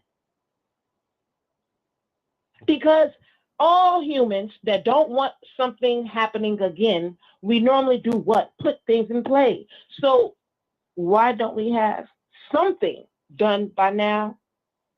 Maybe like the conspiracy theorists say, because it's staged, but I'm not going to go there because I'm going to get us cut off. All right. Why don't we have those cameras linked to go straight to the city, states, and sheriffs? Rico made a point because a lot of them folks that still got them guns and stuff is scary. Listen. You know how many times I had pistols pulled out on me by men, but I'm so crazy. Honey, we was scrapping, honey. I walked up on the pistol because I'm not scared to die. I'm going to do this, but what you ain't finna do, not finna happen. I'm going to take your gun from you and beat you with it. Now, everybody can't do that, but why we not training our kids to do that? Listen, my father didn't leave this world to be dealt with by nobody but me. And I know it was uncomfortable for him to teach me things that was going to protect me, but might hurt another human. And he explained the world to you. Listen, let me tell you something. When I get done with you, you cannot fight no normal girl because you're going to jail. You can't be out there wilding because you're going to jail because I've taught you too much, and that's going to cause an issue. So you need to have great discipline. But if you are ever in a situation where it's your life and theirs, let me tell you something. You better break every law to live. You understand me? And that's what we need to be teaching our kids. Forget giving this responsibility to a government to prepare your child how to get away alive. You understand me? That is our responsibility to teach them what is going on in this world, and whatever you need to do, teach them kung fu, jujitsu. You see it coming, stand by the door, come in, blah, blah, blah, blah, blah, whatever you need to do. You need to prepare your child how to get away to alive, and it ain't nobody else's responsibility. So why we cackling about this right here on how we gonna protect your child? You better teach them everything they need to know to live. And forget all this stuff here we talking, honey, because it's all good until it's like Rico said earlier. They child inside the building. So it's up to us to prepare our children on how to get away alive. And when them kids come home, they can look at you and tell you, I tell my parents safely, Mommy, listen, you ain't got to ever worry about anything happening to me, but you better worry about what happens to the other person, because that's how y'all raised me. Good deal. That's what it is. Good deal. Cassandra, what's on your heart? Talk to me. Toussaint, coming to you next. Cassandra? I respect, that's how, Toya was raised, and that's what she would do. But the average person, the average child, that's not going to happen. They're not going to have her skills, to protect themselves. And I don't think a child should be put in that position where they should have to do that. I think that there are other measures, like we can get metal detectors, we can get all kinds of alarms. It's on doors, do classroom doors where they have these automatic. It's a whole bunch of stuff that we have not tapped into. And, who was it? Badger talked about, has anyone checked into the mental health? Yeah, I have. Mental health is a part of what I do as well. So mental health, these kids are under more pressure than ever. Anything that I ever, and I went through a lot, and anything that these kids are under even more pressure than what I went through and a whole lot of other people in here may have gone through. And they are breaking, and they're making decisions like, how many of these kids have been mainly high school age kids that have been just pressured and having mental breaks? A lot of them have. We can say, no, they just went in there and just shut up. No, most of these people have had mental health issues. So that's another area that we could concentrate on to try to bring some changes. But I think a whole bunch of, parents in the school with guns and all, you can do that. And I don't think it's going to work out very well for us I really don't. But I believe allowing the trained officers to be there with their guns, and also setting up metal detectors when people come through into the school building, that those detectors would go off immediately. I believe those are the type of answers that would best benefit us as a society. But teachers with guns or teaching your children to fight, we have enough kids fighting. And once a lot of these kids, get like the type of training Toya got, they'll probably be fighting more than they're fighting in school right now, which is ridiculous, especially in Atlanta. But that's just my opinion. Good deal, good deal. Toussaint, what's on your heart, brother? I'm gonna throw something out there, and this is really everybody. I think Cap the only one. I don't know if there's anybody else that are trained for it. But one thing you can't train for, the element of surprise. You can train for what you do know, but what you don't know, it's gonna happen. So you're sitting in class, you're learning, you're doing what you're supposed to do. You got some good kids, got some bad kids. You know just about what their parents is, and all of a sudden you see a briefcase sitting there, and boom,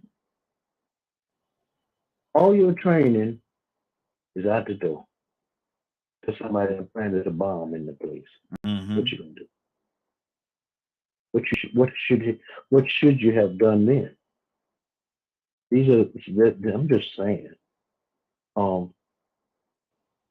We live in a society that people are thinking of some way to do something to you right now. It don't have nothing to do with the gun or let's just eliminate the bomb. Let's talk about a chemical that somebody says, okay, he may be the janitor. Got an echo. Maybe it's just my phone.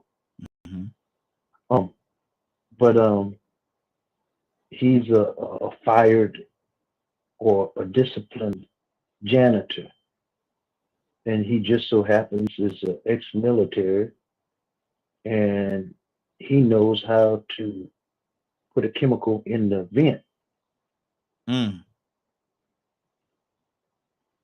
What is a metal detector gonna do? When you got, what is that little look like baking soda? What is that? I know exactly what you're talking about. I know exactly what you're talking about. You know what I'm talking about. Yeah. Anthrax. You're talking about anthrax. Yes. What is it going? See, because we just having a conversation. I mean, I'm not no professional or anything. I'm just making a comment. Don't mean a thing, but I know it happens. It doesn't happen. Because people are mean and nasty and ugly and thinking about stuff. It's not the same people. It's somebody that, all of a sudden, we had a guy, he was the nicest guy that you could ever meet. And he kept asking to be transferred. And because of a vindictive manager, they just wanted to continue to abuse him. And he kept on. 2 of them. Nicest guy you ever want to meet. Family, wife, children. And one morning, he just wanted to talk to him. And they said, we don't have time. He had already made up in his mind, I'm not going to take this no more. Yeah. I don't know. We got security. You can't just walk in here and just think you're just going to come in. But he did. And in the meeting, when they asked him to leave, he started shooting. Wow. And he wasn't just randomly shooting, because they had some people running and just we could hear his gun. And one lady, I know her, she said he looked right at me, and he told me, he said, I'm not after you. He hiding under the step, kept on moving. and right before her was the guy that he was looking for. Wow. Wow. And that's what I mean right there, man. You never know. You never know. Willa, good morning, Willa. How you doing this morning? Good morning, Raheem. Good morning, Morning Glow. Good morning. Willa, we asking the question, and I want to have you hear your heart on this right here, man. Guns in school, teachers having guns in school. What are your thoughts on that? Well, Raheem, you never really know what's the real solution to the element of surprise. And I think that what Tucson was kind of saying is that, you're not really affected until it's in your backyard or your front yard. I don't care how much we prepare for stuff like that. The worst enemy is for us as a person, as a human being, is to think that it'll never happen to me. And that's the worst enemy, because sometimes we get so complex that and so comfortable in this evil, especially now, in this evil and wicked world. And I'm not saying that we should be walking around like we're on eggshells, but we should be walking around paying attention to things that are not normal. And they tell you all the time, when you notice something. That's why I couldn't understand when that man was who had shot those two men with that riot. He was walking around with a big old gun, and people thought that it was normal. So, for teachers to have guns in school, as a solution, I don't know if that would be, because if they knew that teachers were allowed to have guns in school, to me, thinking on the other side of the coin, that would be the first person that they might go after. That's what I'm saying with that one. So for you to give out, what should I say, what would be the security of safety of it all would be ignorant on the part of us believing that a criminal is not thinking the same way.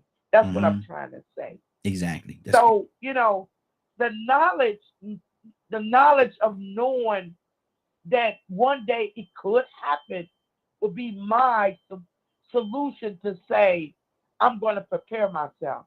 Because, real quick, Raheem, when I go into a mall these days, my first thing is to map out my security. When I go into church, seriously, my first thing is map out my security. You understand what I'm saying? So I'm not thinking that something is not going to happen. I'm preparing myself for something to happen. Exactly. That's what I want to say. Good deal. Amen. Good deal.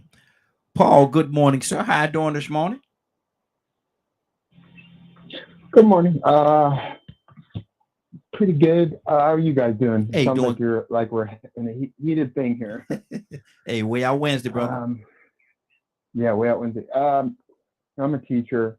I've been in this career for about 25 years. I have gun training. I have martial arts training. I'm a pretty strong guy, and I don't think it's a good idea. Just generally, we need less guns overall in society. Even though I am a gun owner and I support the Second Amendment, just there's a lot of people that are mentally ill, and I think you have to address the underlying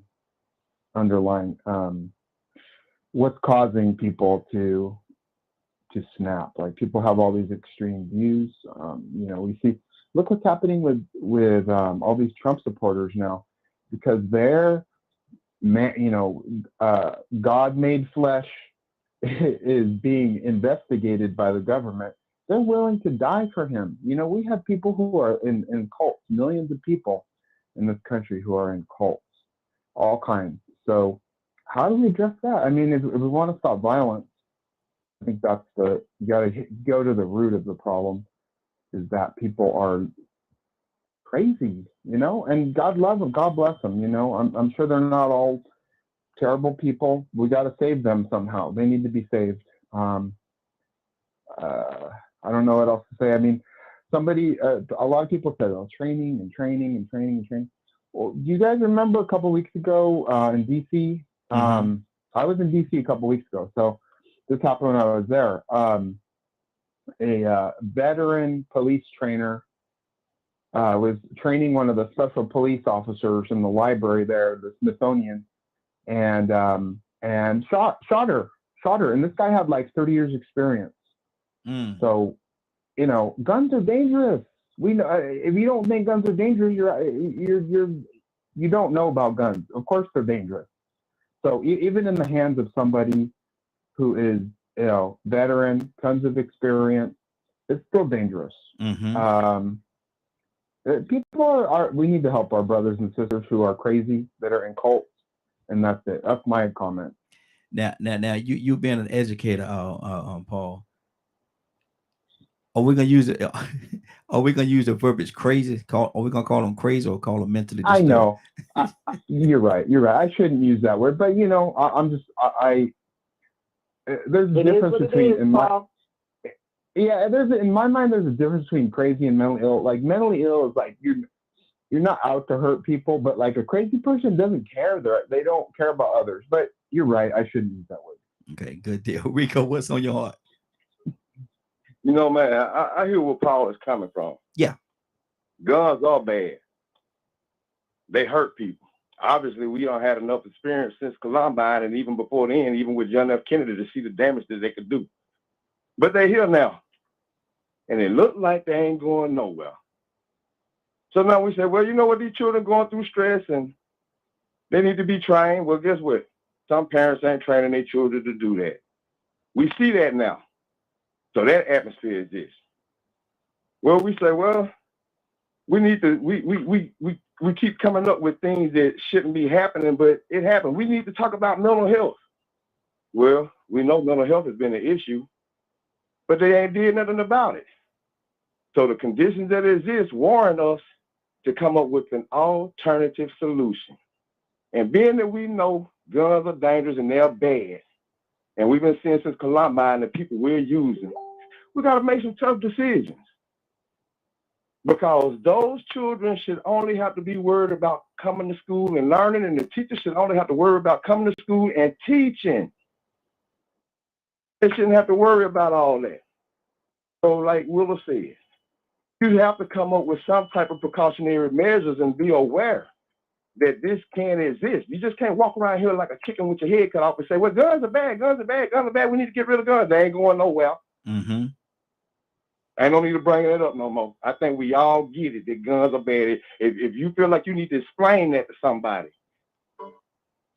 then, you know, I don't know what to say, because I think everybody realizes by now the damage that the gun to do. That's why so many people want them. Video games even show them that, and they don't even want to ban video games because they just games, and we don't want to blame the gaming industry because I like gaming. But that nature, that atmosphere exists, that culture exists. So now what you got to do to live and survive in that culture, you got to put some people that got skin in the game and really want to protect their most vulnerable citizens that are in that culture, the children and the teachers. So you might have to go ahead and put some guns in the school, in the hands of parents that want to make sure the teachers ain't doing it wrong as their students or nobody else in the outside coming in and doing anything. And to make sure that their children are being bullied. So many different things that can happen. So, you know, I look at this. We can go to our government and say, you know, everything evolves and progresses.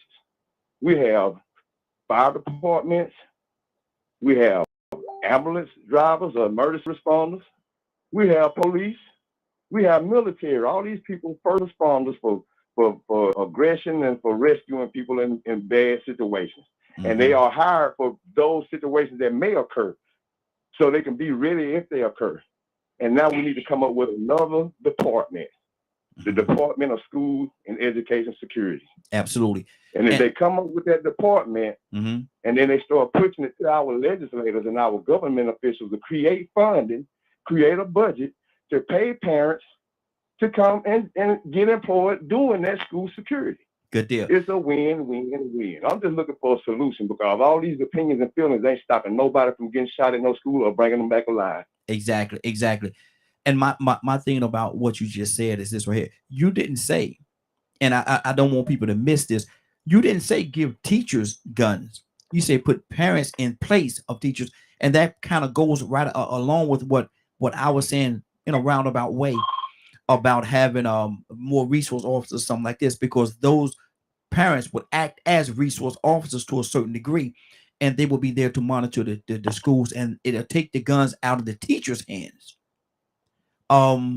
There's so many different levels on the thing. Curtis, what's on your heart, brother? Cap, coming to you next. Curtis, you there? Yeah, I'm right here. What's on your heart, brother? I'm right here, bro. Let's talk solutions. What's on your heart? The solution is simple. We done talked about it. Want to do? Get the parents some skin in the game. You know what I mean? They already got some skin in the game. Get the parents some skin in the game, and set up a training. You got all these military bases around, all these basic training bases around the country. You got locations on these bases that's not even being used. You can just filter them right into the training. You let them go to the range, this, that, and the third, let them get trained. They don't have to go through the whole basic training thing and all the exercise and all that, but just the concept of how to set a perimeter, what things to look for when you're doing bomb checks, when you're doing, you know what I mean, when you bomb checking a car, how to pull ID cards. I mean, like, shoot, most of the training facilities around America is being guarded by civilians anyway. When you really think about it, you might have one or two MPs standing out there, but the rest of the guards are civilians. Fort Jackson is completely guarded by civilians. You see what I'm saying? So, the bottom line is to keep, if you keep your large conglomerates out of the discussion, then we won't have these problems. That's good. That's the good. larger king is getting into this discussion. So they're taking it down because they only thinking about about how much money they gonna make selling guns. If you say, look at it like this, right? And I ain't gonna talk too long. Look at it like this: the average 9mm probably costs $300. The average 9mm, $300. So if you put just one 9mm in every school, just one. Now we know that that's not gonna happen. We know it's gonna be more than that. But if you put just one 9mm in every school, in America, what kind of contract is that? Wow. What kind of? So we got to see beyond. We got to see beyond. I don't know how to word this, man. We got to see the crap. We got to actually do the work. If you're going to do this, it has to be planned strategically, and it has to be properly strategically planned. That's good. That's good. Yeah. Just gonna throw a gun in there. Be all right. No. Absolutely. Absolutely. Cap, talk to me. Well, Rico is very strong about solutions. Let me share a couple of things now. We have been searched. We've been searching at our need. Hey man, why you got to search, man? I don't like this. Why you got to search? And then of course I won search. And now security became an issue for us. Nobody had no problem being searched and scanned in the airport. Time dictates the agenda. 2000 and the year 2000, that is the issue active shooter. But as it started over the years, they didn't have active shooter training in the schools until. But time dictates the agenda. And with my brother, you cannot prepare for it. You cannot expect. How do you expect it? You can't, but you definitely can prepare for it. Prepare is the best solution. It's like this. I'd rather have it, I have to use it, and have to use it, and don't know it. We are now talking about this year. This year alone, the peacekeepers are now with security in 6 schools. We want security in schools like that. But people, parents are concerned with safety of. So number one, when they do open house schools, it's the number one issue. The parents want to know what kind of guy.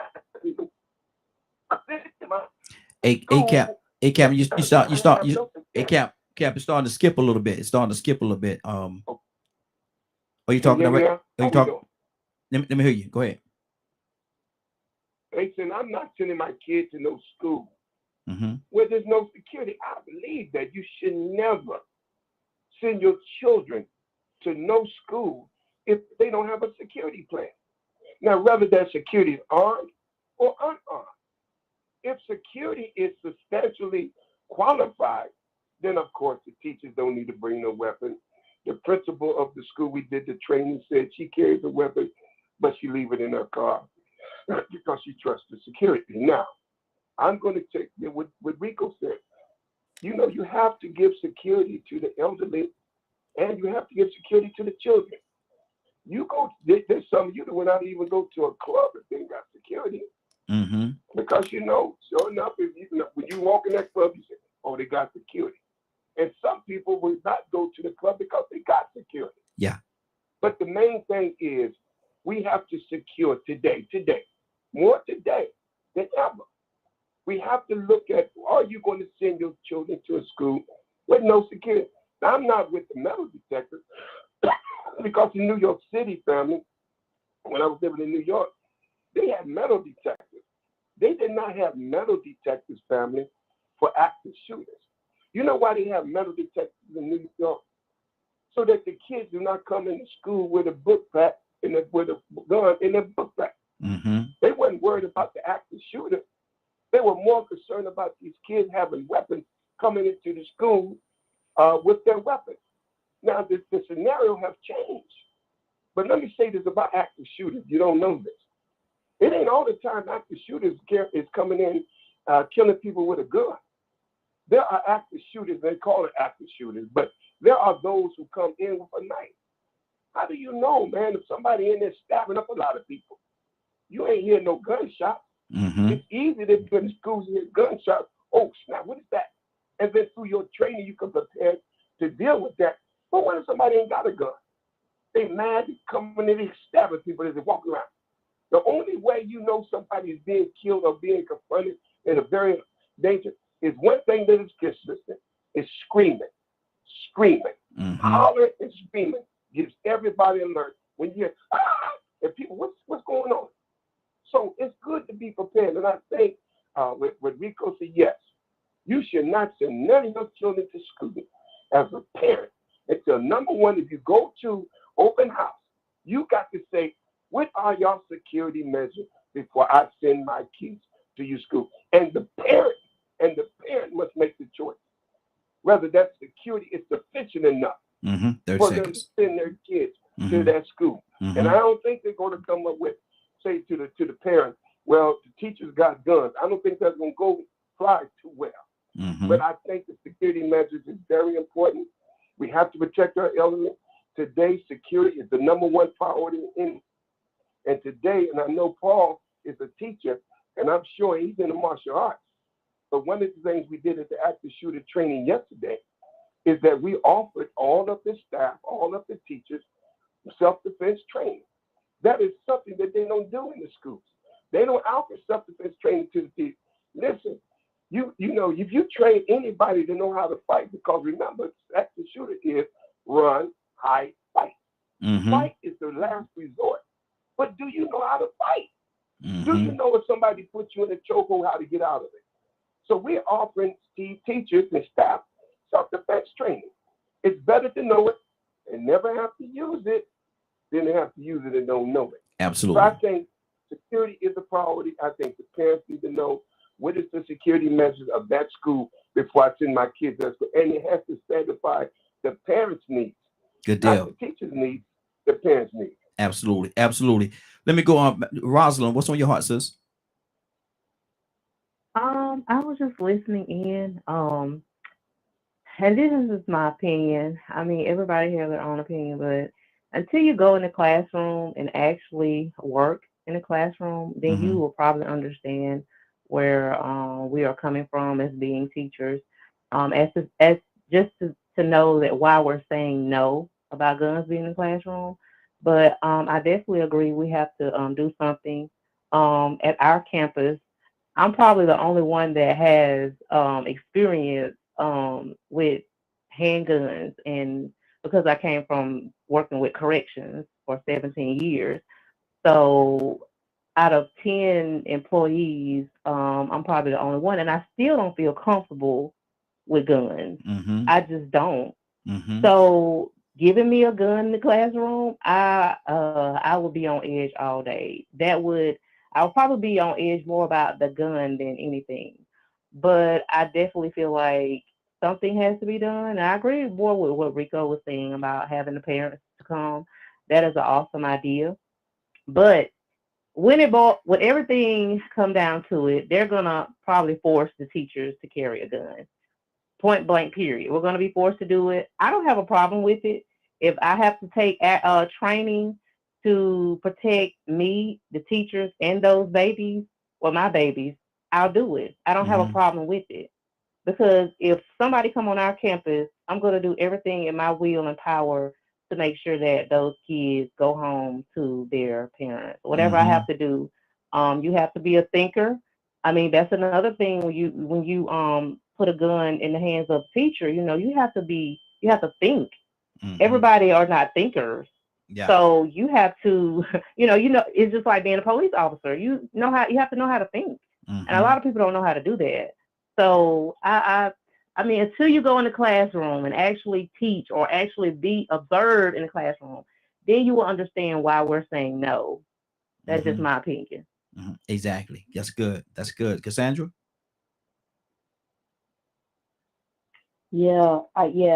I agree with Rosalind, and I think that the idea that Rico has about training parents, I have no problem with that. But I'm saying to have a gun, Rosalind is trained, and she's uncomfortable with having a gun in class.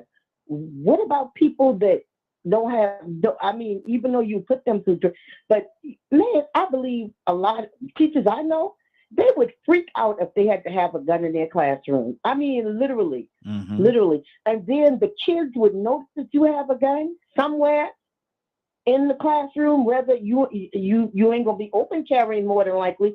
So you got it either in your purse, in your desk, locked in your desk. But man, these kids, I think it's a horrible idea to have guns on teachers. Just the idea of it makes me cringe. Mm-hmm. Just because I know the stress the teachers are under, and I know how a lot of these kids behave. So I think I think that would be deadly. You would be asking for trouble. Mm-hmm. Wow. That's good. That's good. Willa. Raheem, like Cassandra was saying, some people feel uncomfortable with guns, but we have to come up with some kind of solution to the problem of, uh, trying to watch the element of surprise, should I say. And I Mm-hmm. was just thinking while everybody was talking, here in the city of Chicago, what we're going through here when it comes to the violence and everything. So what happened was the city came out with a program that they want everybody on the block, every house, if they could, to Mm-hmm. get cameras in the front, backyard, get cameras. Now they're looking at it from after versus pre. I always like to say the pre. When I say pre, it's the before thought, before something happens. But Mm-hmm. they're looking at it after something happens. That if in fact there is a crime or somebody came on your block, that you got video to the crime itself. So, but a lot of people are saying, well, because they're willing to pay for it. They're willing to pay up to $1,000 for you to put cameras on your house. you know, and be able to, if something happens, be able to come in and then capture the video. Well, there's two reasons why a lot of people are rejecting that. They're saying now, well, if they do this, then that makes them owner of my camera. And if something happens, they're now allowing the criminal to say, okay, so now I saw it. You're getting the information from my house. Now you're making me a part of the crime by letting people know it came from my house. Mm-hmm. You see what I'm saying? Mm-hmm. But what the reason that I'm saying that is because if they had a monitoring device from the outside perimeters of the school, being able to have where there are alarms on the doors and the windows, those are things like what you call free. You somebody can't get in there without the alarm going off. Mm-hmm. You see what I'm saying? So let's look at it from a pre standpoint versus an after effect. That's the plan that I was kind of look at. You know, and then if you do have a gun in the school, nobody ain't gonna know where it is, especially the criminal. Mm-hmm. That's Exactly. on my mind. Good deal. That's what I was thinking as a solution, right here. Mm-hmm. And that's what I want to lean now towards solutions to the situations that's at hand. Badger, what's on your heart? You know, if we're talking about solutions, and I know Rico mentioned about mental health and stuff,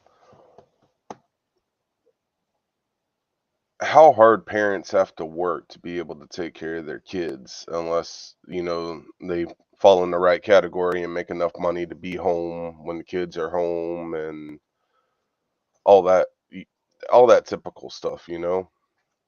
And it's quite interesting to me, um, hearing some of the responses, I suppose. And I guess my perspective is kind of strange compared to most, due to my personal opinions and the observations and the research that I do and the experiences I've seen and had. Um, you know, I agree with what Public just said. America worships guns, and they do.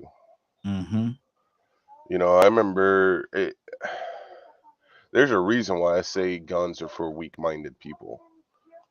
It's so easy to pull the trigger, and then people will fight back and go, "Well, why didn't they do the Uvalde thing?" I don't know. They're just weaker than others, in my opinion. It's yes, games play a factor. Yes, music plays a factor, and so on and so on. You know, ever since guns have been invented, it's been used for nothing but war, conquering, and slaughtering other human beings. That's all it's for. It's for killing other human beings. You Mm-hmm. don't need a gun to fish. You don't need a gun to actually hunt if you know how to do it properly. You don't. You Mm-hmm. only need guns to kill other human beings. That's all it's for.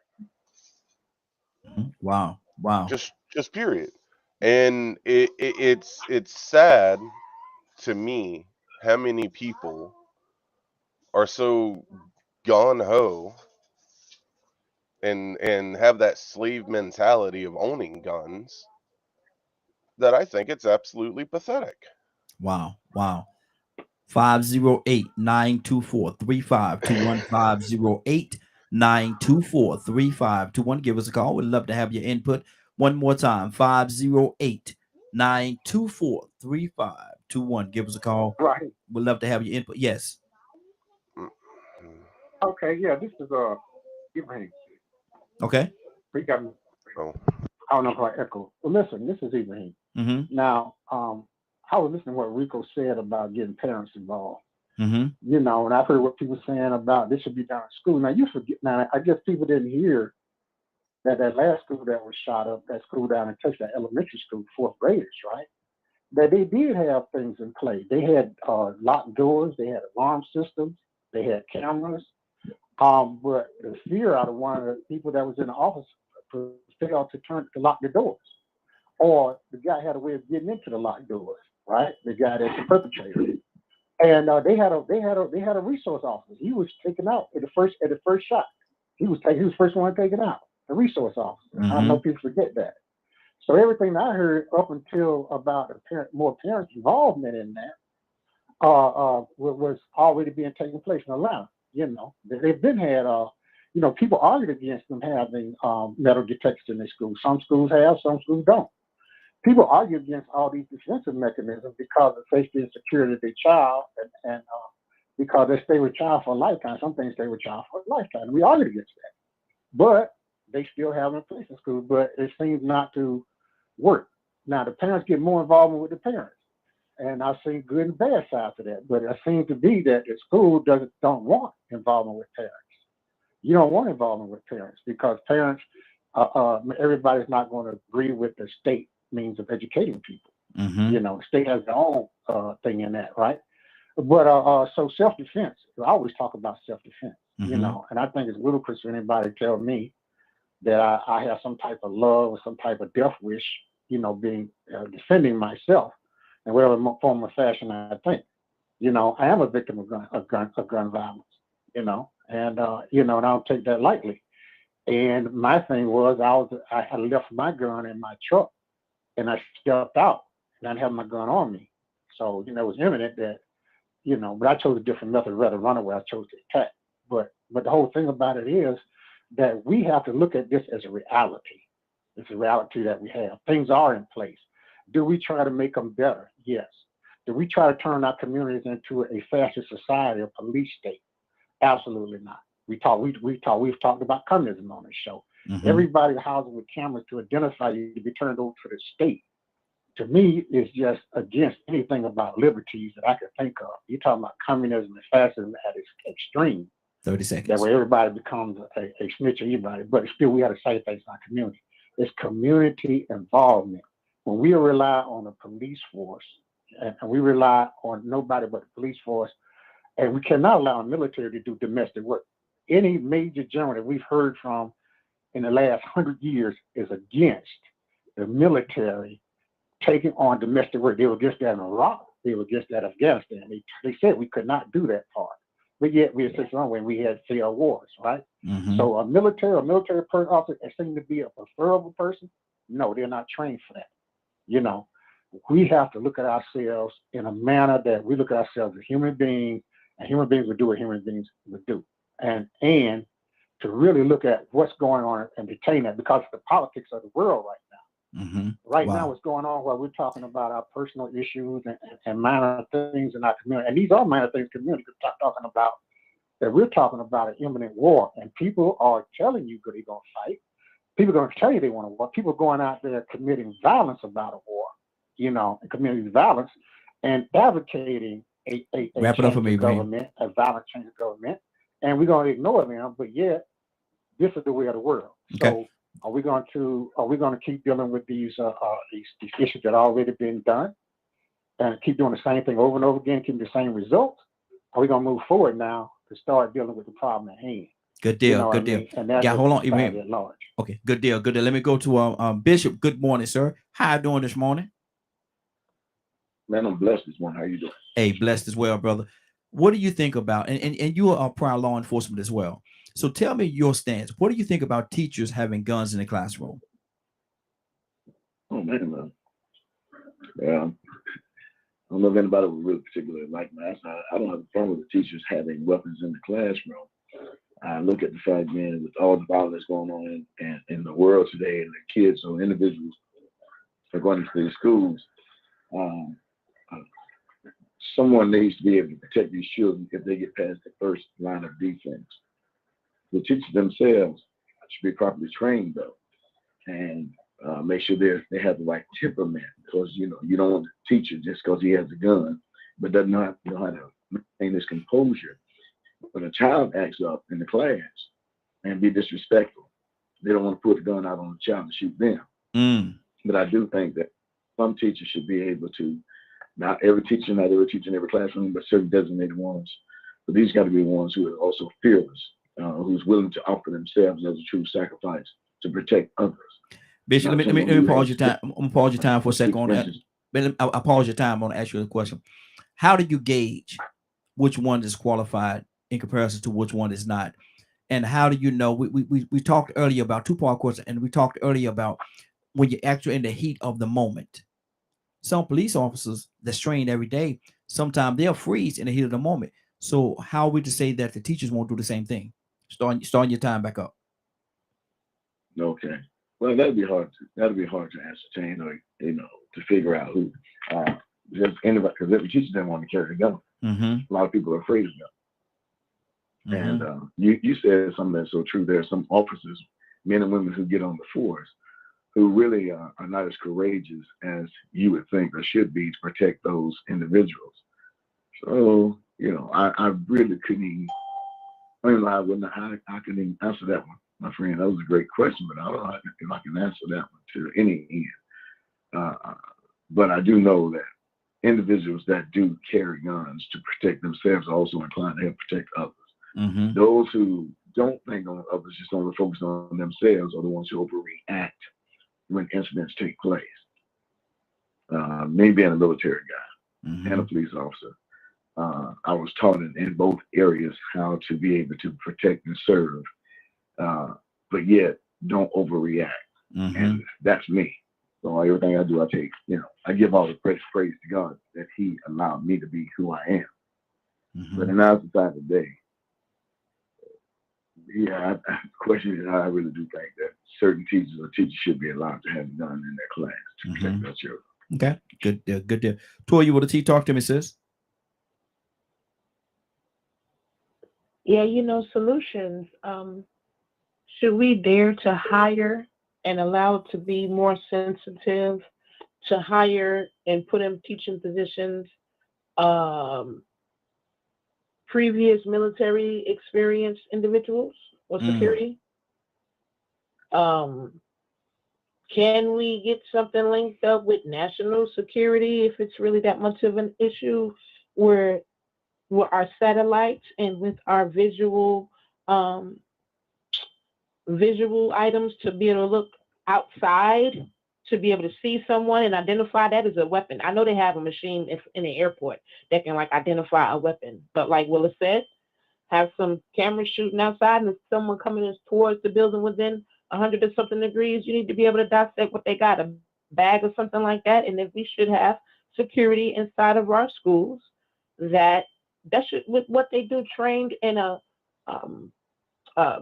per instant basis. They should do daily training just in case it's happening. They should go through drills, I guess you want to call it, with paintball, so they can understand that this is real. But most importantly, I think when we attack this issue, let's attack it from the root of it, right? Let's acknowledge the fact that all of these people have profiles. And when it's school shootings, it's normally white males. When it's college students, it can be non-white males. When it's a workplace, again, it's normally white males. When it's a worship place, again, normally white males and sometimes of other colors. But at the end of the day, what do they all have in common? And they all have a profile. Let's skip to the point to where we acknowledge certain things with all of our departments and stop letting stuff slip through the cracks. So when you have someone scanning Facebook with people in your school, when you have the guidance counselor acknowledging weird or odd behavior, your teacher acknowledging weird or odd behavior, that we know, hey, that's weird. You know what I'm saying? And we communicate collectively when we report, hey, to the police department, hey, we have students here, we think this fits a profile. When that department connects to local gun dealers, these are on our hot list. But with all that being said, it's still a strain on everybody's everyday job. And are we willing to do the work? We want parents to get involved. Parents can't get involved now. But now we want to get involved when it comes to this. How are we going to do it? No matter what we do, it's going to add a strain to someone, and it's going to have to root back to caring. And I think that's why we're in this pickle in society today. We don't care no more. Wow. These hurt people are walking around here crazy. We have made fun of them, like Badger just said it earlier. They tease you when you're young, the kids, the old folks. I saw a clip last night. The baby was 2 years old. She said, y'all adults say y'all supposed to stick together. Y'all don't stick together. Y'all adults say respect each other. Y'all don't respect each other. Y'all tell us play nice, play fair, don't cheat, don't lie. Y'all do all that. But then you tell us kids not to do it. Wow. Wow. So we live in this 30 world seconds. and we see this stuff and we see these norms Thank and you, Toya. we're still trapped in this hamster wheel. Tra la Mhm. la la, we can't get out of it, but we see these things and we don't nip it in the bud. So we have to get back to caring. I Mhm. know we're all overwhelmed with everything that's going on. The teachers, the doctors, all of the things that go on create more jobs, unfortunately. Exactly. And everybody is Mhm. tired of seeing it all. But still, we have to become more committed and we gotta nip it in the bud. And normally it starts in the school when we start noticing these issues. We gotta interject. Or if not, it can come back and bite us like what it's doing. Good deal. Good deal. I really want to 508 throw something in there. 508 924 3521. 508 924 3521. Phone lines open. We got just a few more minutes before we get out of here. So if you want to be a part of this conversation, certainly give us a call. Let me go to Beth, you're saying something, Yeah. Beth? I was cut off earlier. I just didn't want to interrupt Ibrahim. Um, what I was eventually trying to get to is Jesus Christ, right? And how he lived and how he treated other human beings. I find it quite interesting how a human being of love and what would be his perspective on our current society, especially when it comes to guns and sex and alcohol and things like that. And with all the people out there that call themselves Christian, are they really living up to Jesus's teachings and the way he would live today? Is my question to everybody. Mm-hmm. Well, it'd be very difficult, really, to answer that question without dealing with the other thing that you hate so much, which is judgmental and being judgmental. It will be very difficult to even attempt to answer that question Well, without he coming. It would be very difficult to answer that question without walking on or tiptoeing on being judgmental, because we're not here to judge really anybody. And so my thing is I meant that for that's just me talking, individuals. brother. That's just me talking. Go ahead, brother. What's on your heart? Hurry up. We gotta get this Oh, on. I was meaning that question for each individual person, Mm-hmm. for Okay. for them to weigh themselves in the Mm-hmm. moment that they're given. Inwardly. Okay, you talking about you speaking inwardly. Okay. Yes. I could get that. I could get that. That's why I didn't mean to interrupt you, but I was wanting to make sure I was making my point clear. So I Gotcha. apologize for trying to interrupt you. I was just like, Nah. wait, that's not what I meant. Yeah. Yeah. We So good. We good. Nah, we good. Cause say what's on your heart. Kurt, coming to you next. Yeah. Back to guns in the school, and I think that people have made some very valid points. And Bishop, he's been in law enforcement. CAP trains people. The people that do this kind of work or have done this kind of work know about law enforcement, know about guns. Rosalind, those are the people that we need to pay attention the most to, because they know what it is to hold a gun, point a gun at somebody. I'm sure, you know what I'm saying? I think that when they tell us that being in an active shooting, if you've ever been in one, being in an active shooting, it's great to say, oh yeah, give me a gun, I'll be in there, and I'm going to protect the kids, and I'm going to do. That's great. But when someone is in that school with an automatic gun and shooting people left and right, I'm wondering how many that say that we need the guns in the hands of teachers, how many think that they would actually, you don't know how you would react in that. Mm-hmm. That's just Mm-hmm. me. I know I wouldn't know how I would react if I know they're shooting in the hall, they're shooting up people, I hear the kids screaming or whatever. You can say what you do, and I'll blaze in there and I'll do what I got to do. Listen, if you've never been in that situation, you have no idea. Mm-hmm. You can say it all day long. You have no idea how you would react. So I'd be the first to say, I don't know how I would react to that. I might freeze. I might fall on the floor crying. I might be screaming louder than the kids. I don't know. As a teacher, as a former teacher, I don't know how I would react. But I'm not going to say I get up, I'll pull my gun out of my desk or out of my purse and I start shooting. I'm gonna shoot that guy. I don't know.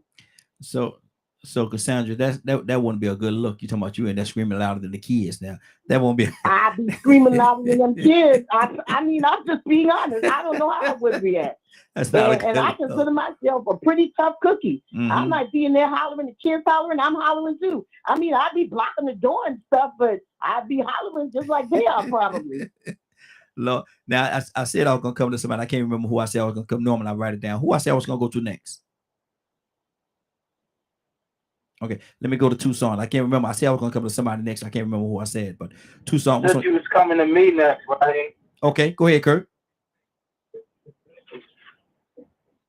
You know, a lot of this is based on muscle memory, man.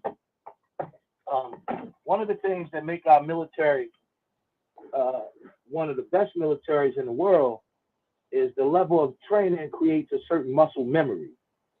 So some of the things that these guys do to protect our country, they can almost do in their sleep because they train. The reason our military is one of the best militaries on the planet is because you spend probably about 80% of your military career in training. I'm gonna be honest with you.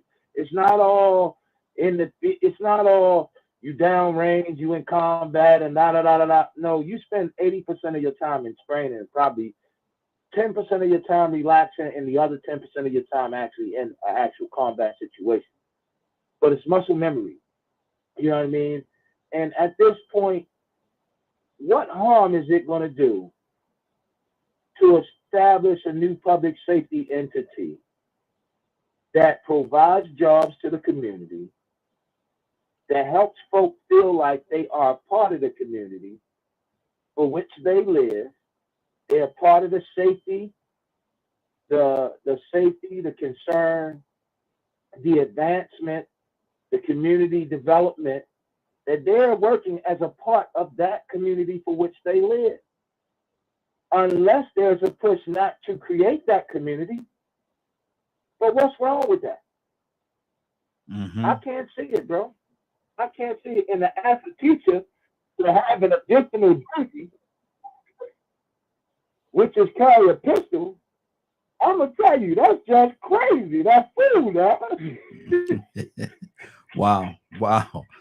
508-92. That's crazy, bro. 508-924-3521. 508-924-3521. Tucson, what's on your heart, brother?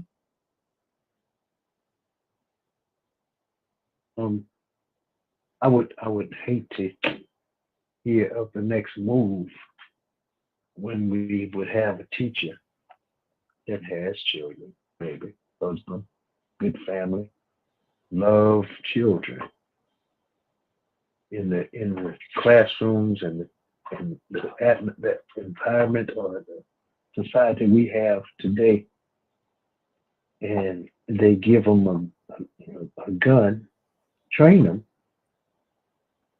and she comes home and says, you know, I had to shoot one of the students today.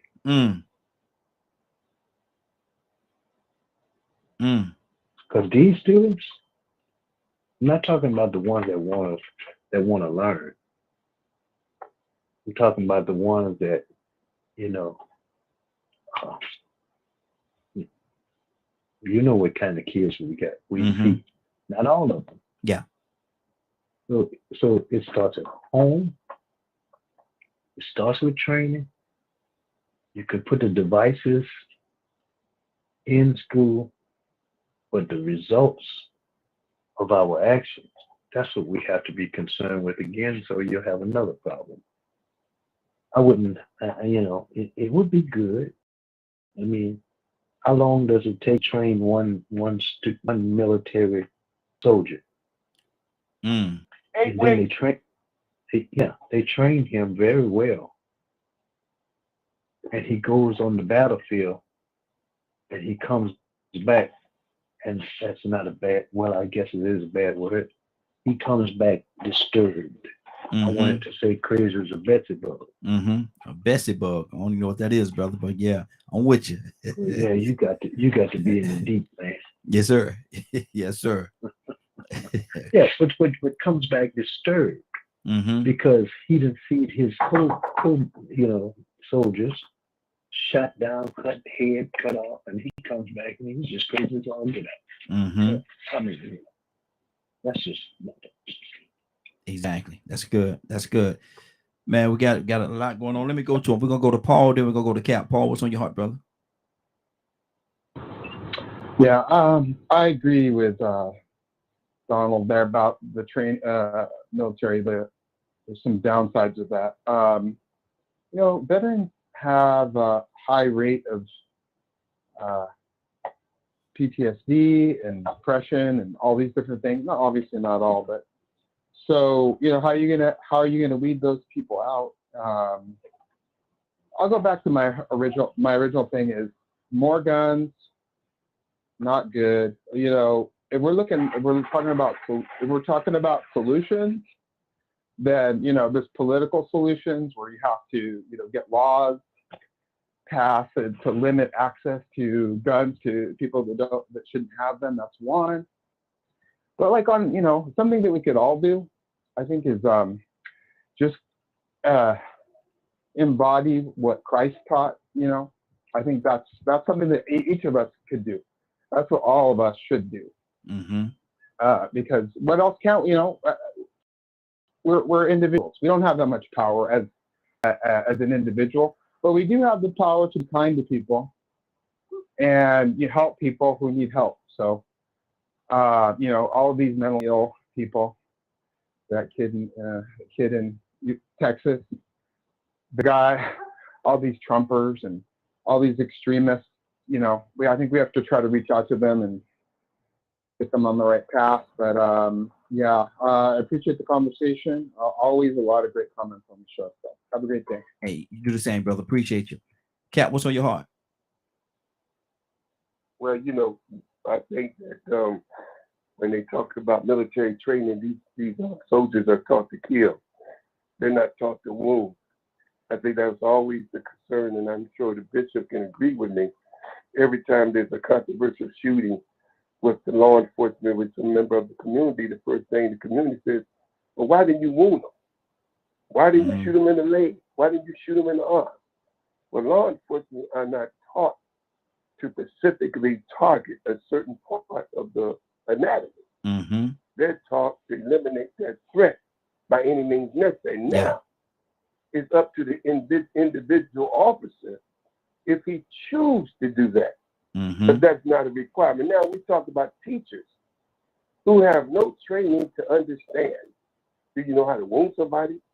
Do you know the absolute anatomy where you're going to really eliminate that threat? The main thing that I want to know is, you're talking about the teachers, and I'm sure they're very concerned. But let me say this to all those who are teachers.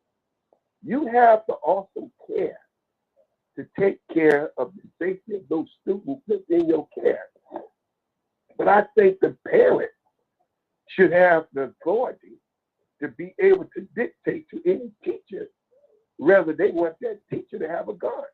I don't think it's up to the teacher. If the teacher feels they need a gun for their own personal safety, that's another story. If the teacher feels they need a gun to protect the student, I think you should ask the parent, how do you feel, Miss So-and-so, if I brought my weapon to school? I don't think, and this is me talking, because we're going to do this on the 18th. We have the open house, and I'm presenting that to the parents of the active shooter training. I'm going to ask them, how do you feel about a teacher having a weapon in the classroom to protect your child? Because if the parents say no, it's a wrap. It ain't no more conversation. If the teacher says, well, I'm scared, I'm going to have one for, well, then you know what? That should be a concern when we hire you. There should be stipulations for teachers who have to put themselves in that environment. Do you want to work like this or work like that? I think that should be put in the contract. If a teacher feels they need the gun for their personal safety, That's a whole different story. I think we're saying the same thing, but I do believe that we should be able to prepare ourselves. This part of the active shooter training it says um, it's fear is the paranoia that drives the fear. It says that fear makes you prepared. It is the fear of anything like that happening makes people sit down to get the. Why do people want to get this training? The classroom, the training was fast because every teacher, they want to know, just in case this happened, Mr. Muhammad, what are we to do? And and the beautiful thing about when we got to the gun piece, it became political. As soon as we talked about the gun carrying, do you know it started the Democrats, the Republicans? I had to stop it because it became political. Yeah. So when you got people you give a gun to, and again, it's called hypervigilance. Bishop Bernard, you cannot dictate to any human being what they're going to do under crisis. You can have some man, let me tell you what Mike Tyson said when he said every boxer has a plan in the ring until he gets hit. See, we all can sit there and say what we do, but when you got somebody with automatic weapon, bodies is dropping, and you look and it's real. You may get the gun and drop it. You may be so nervous, you drop the gun. So I think it's the conversation, but I think the reality is you have to ask the parent. I'm going to send you my child. Do I want Mr. Kolowski have a gun and he can't even give my son a good grade? I don't think so. I don't think so. So it's all about, and let me ask you another thing. There's no profile on active shooters. I want y'all to know that to the day the FBI do not have a profile. Because if there was a profile, they do not have an active shooter training racist. And none of the training today, they talk about active shooters being racist. But 3 to 4 of the shootings that have took place over the last 10 years was racially motivated. And the next question I want to say is racism a mental health disease? Wow. Is it a mental health issue? Is racism all right, then, preacher. a mental health issue? All right, preacher. Because that is what's going on today. Preacher. We now have to put a new dynamic in active shooting that has to deal with racism. Preacher. They didn't Preacher. have that in it before. Preacher. So that's in there now. Preacher. Is racism a mental health issue? Captain. I'm through with it. Okay, preacher. Boy, give a preacher a mic, Lord Jesus. Give a preacher a mic. Let me go to Rico. Rico, what's on your heart? Yeah, man, I'm gonna get back to another solution, man. And the reason why the solution I gave is beneficial. I hear what everybody's saying, but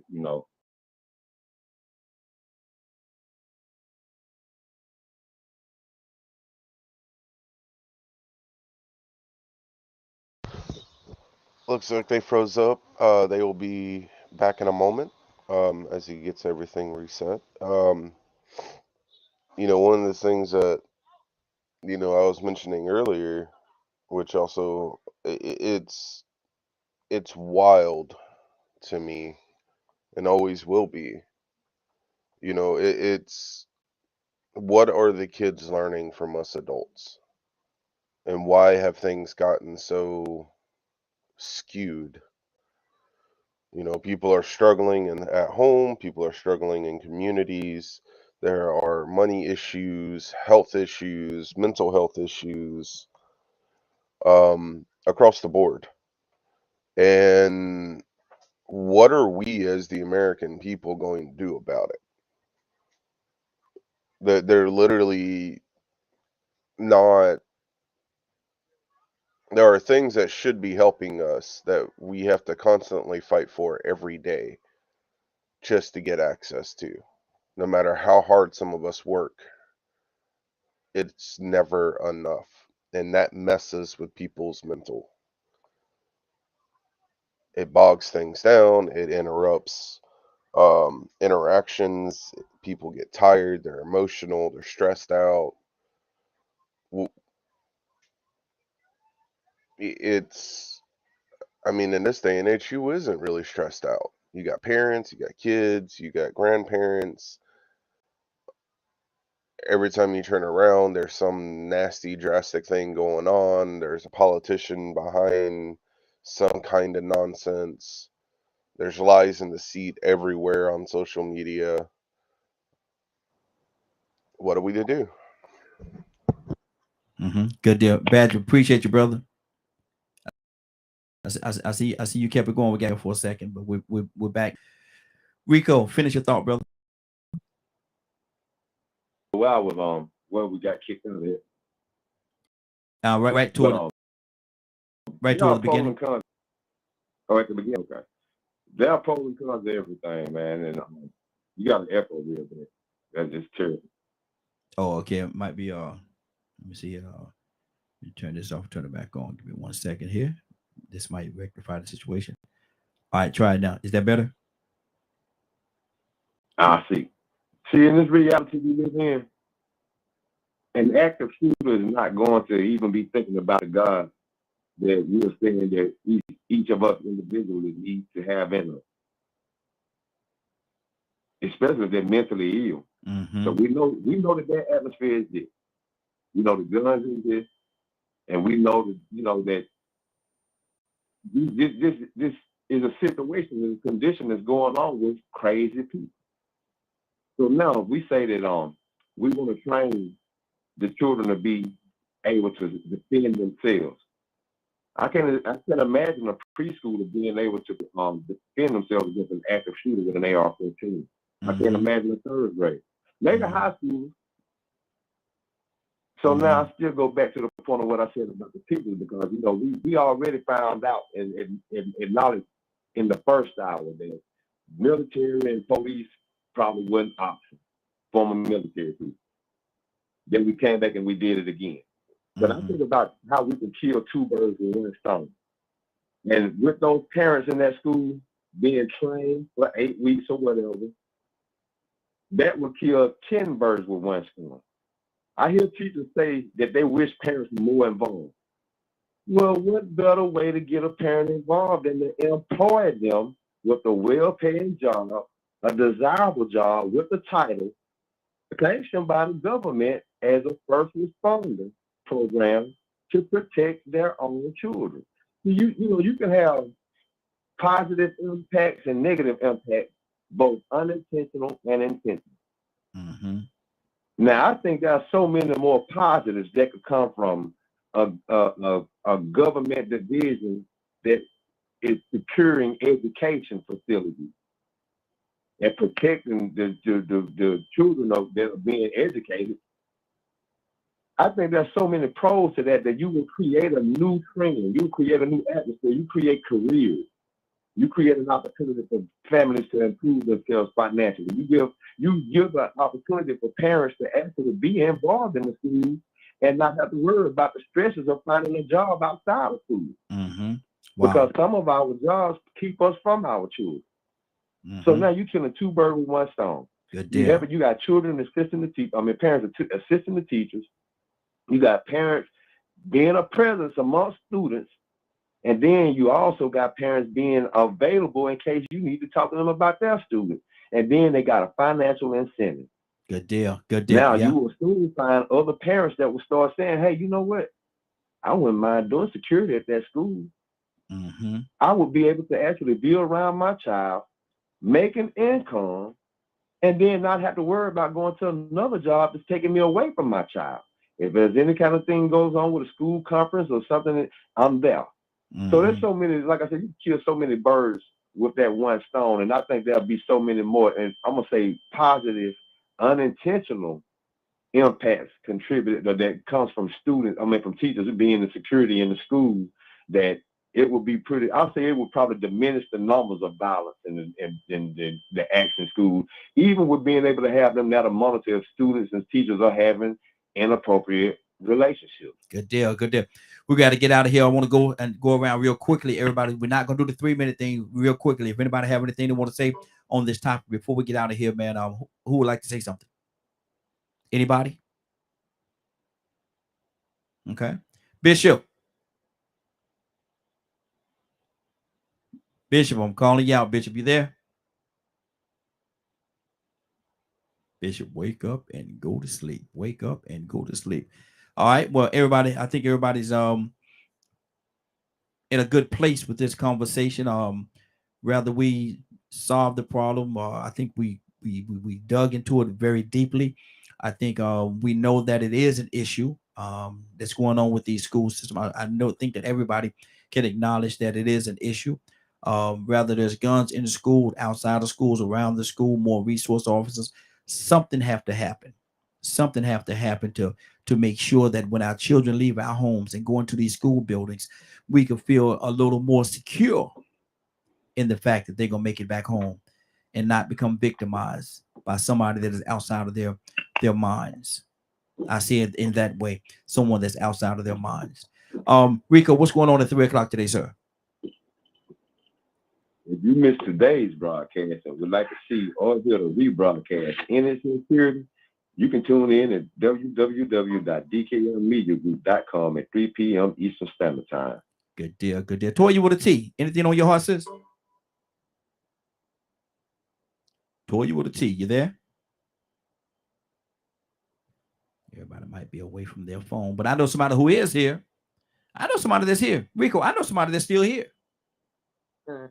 Yeah, she in the building. I know. Will in the house. I know somebody that's still here. I ain't got to worry about this here. Watch this. Willa! Raheem, come on. Willa, are you ready? Come on, Raheem, let's go. You ready? You ready? Raheem, I am so ready.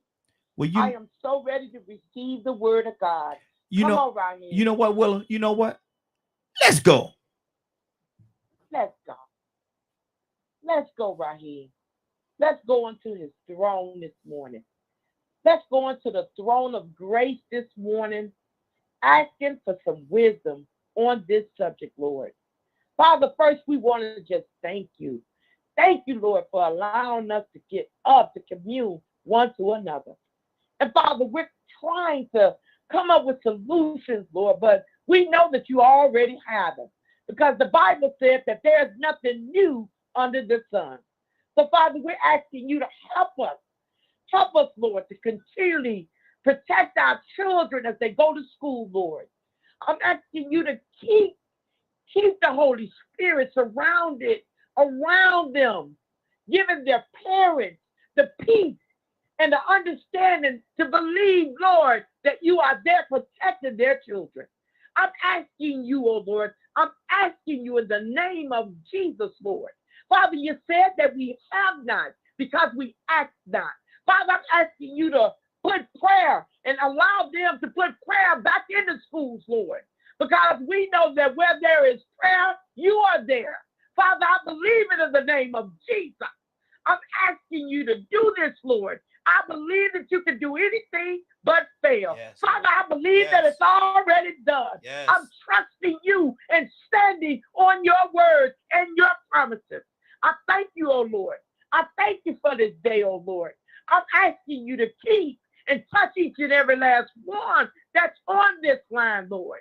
I'm asking you, oh Lord, to answer their prayers in the name of Jesus. Father, I believe that you will do it. Yes. Keep this radio station successful, Lord. I'm asking you to guide us and direct us. Line us up with your will and show us your ways. We thank you, Lord, for this opportunity to praise you, honor you, glorify you. In Jesus' name, amen, amen, and amen. Thank you, Lord. Amen. Hallelujah. Amen. This time here, I wish old Rico was on the screen, boy, because I know he's going through something over there right now.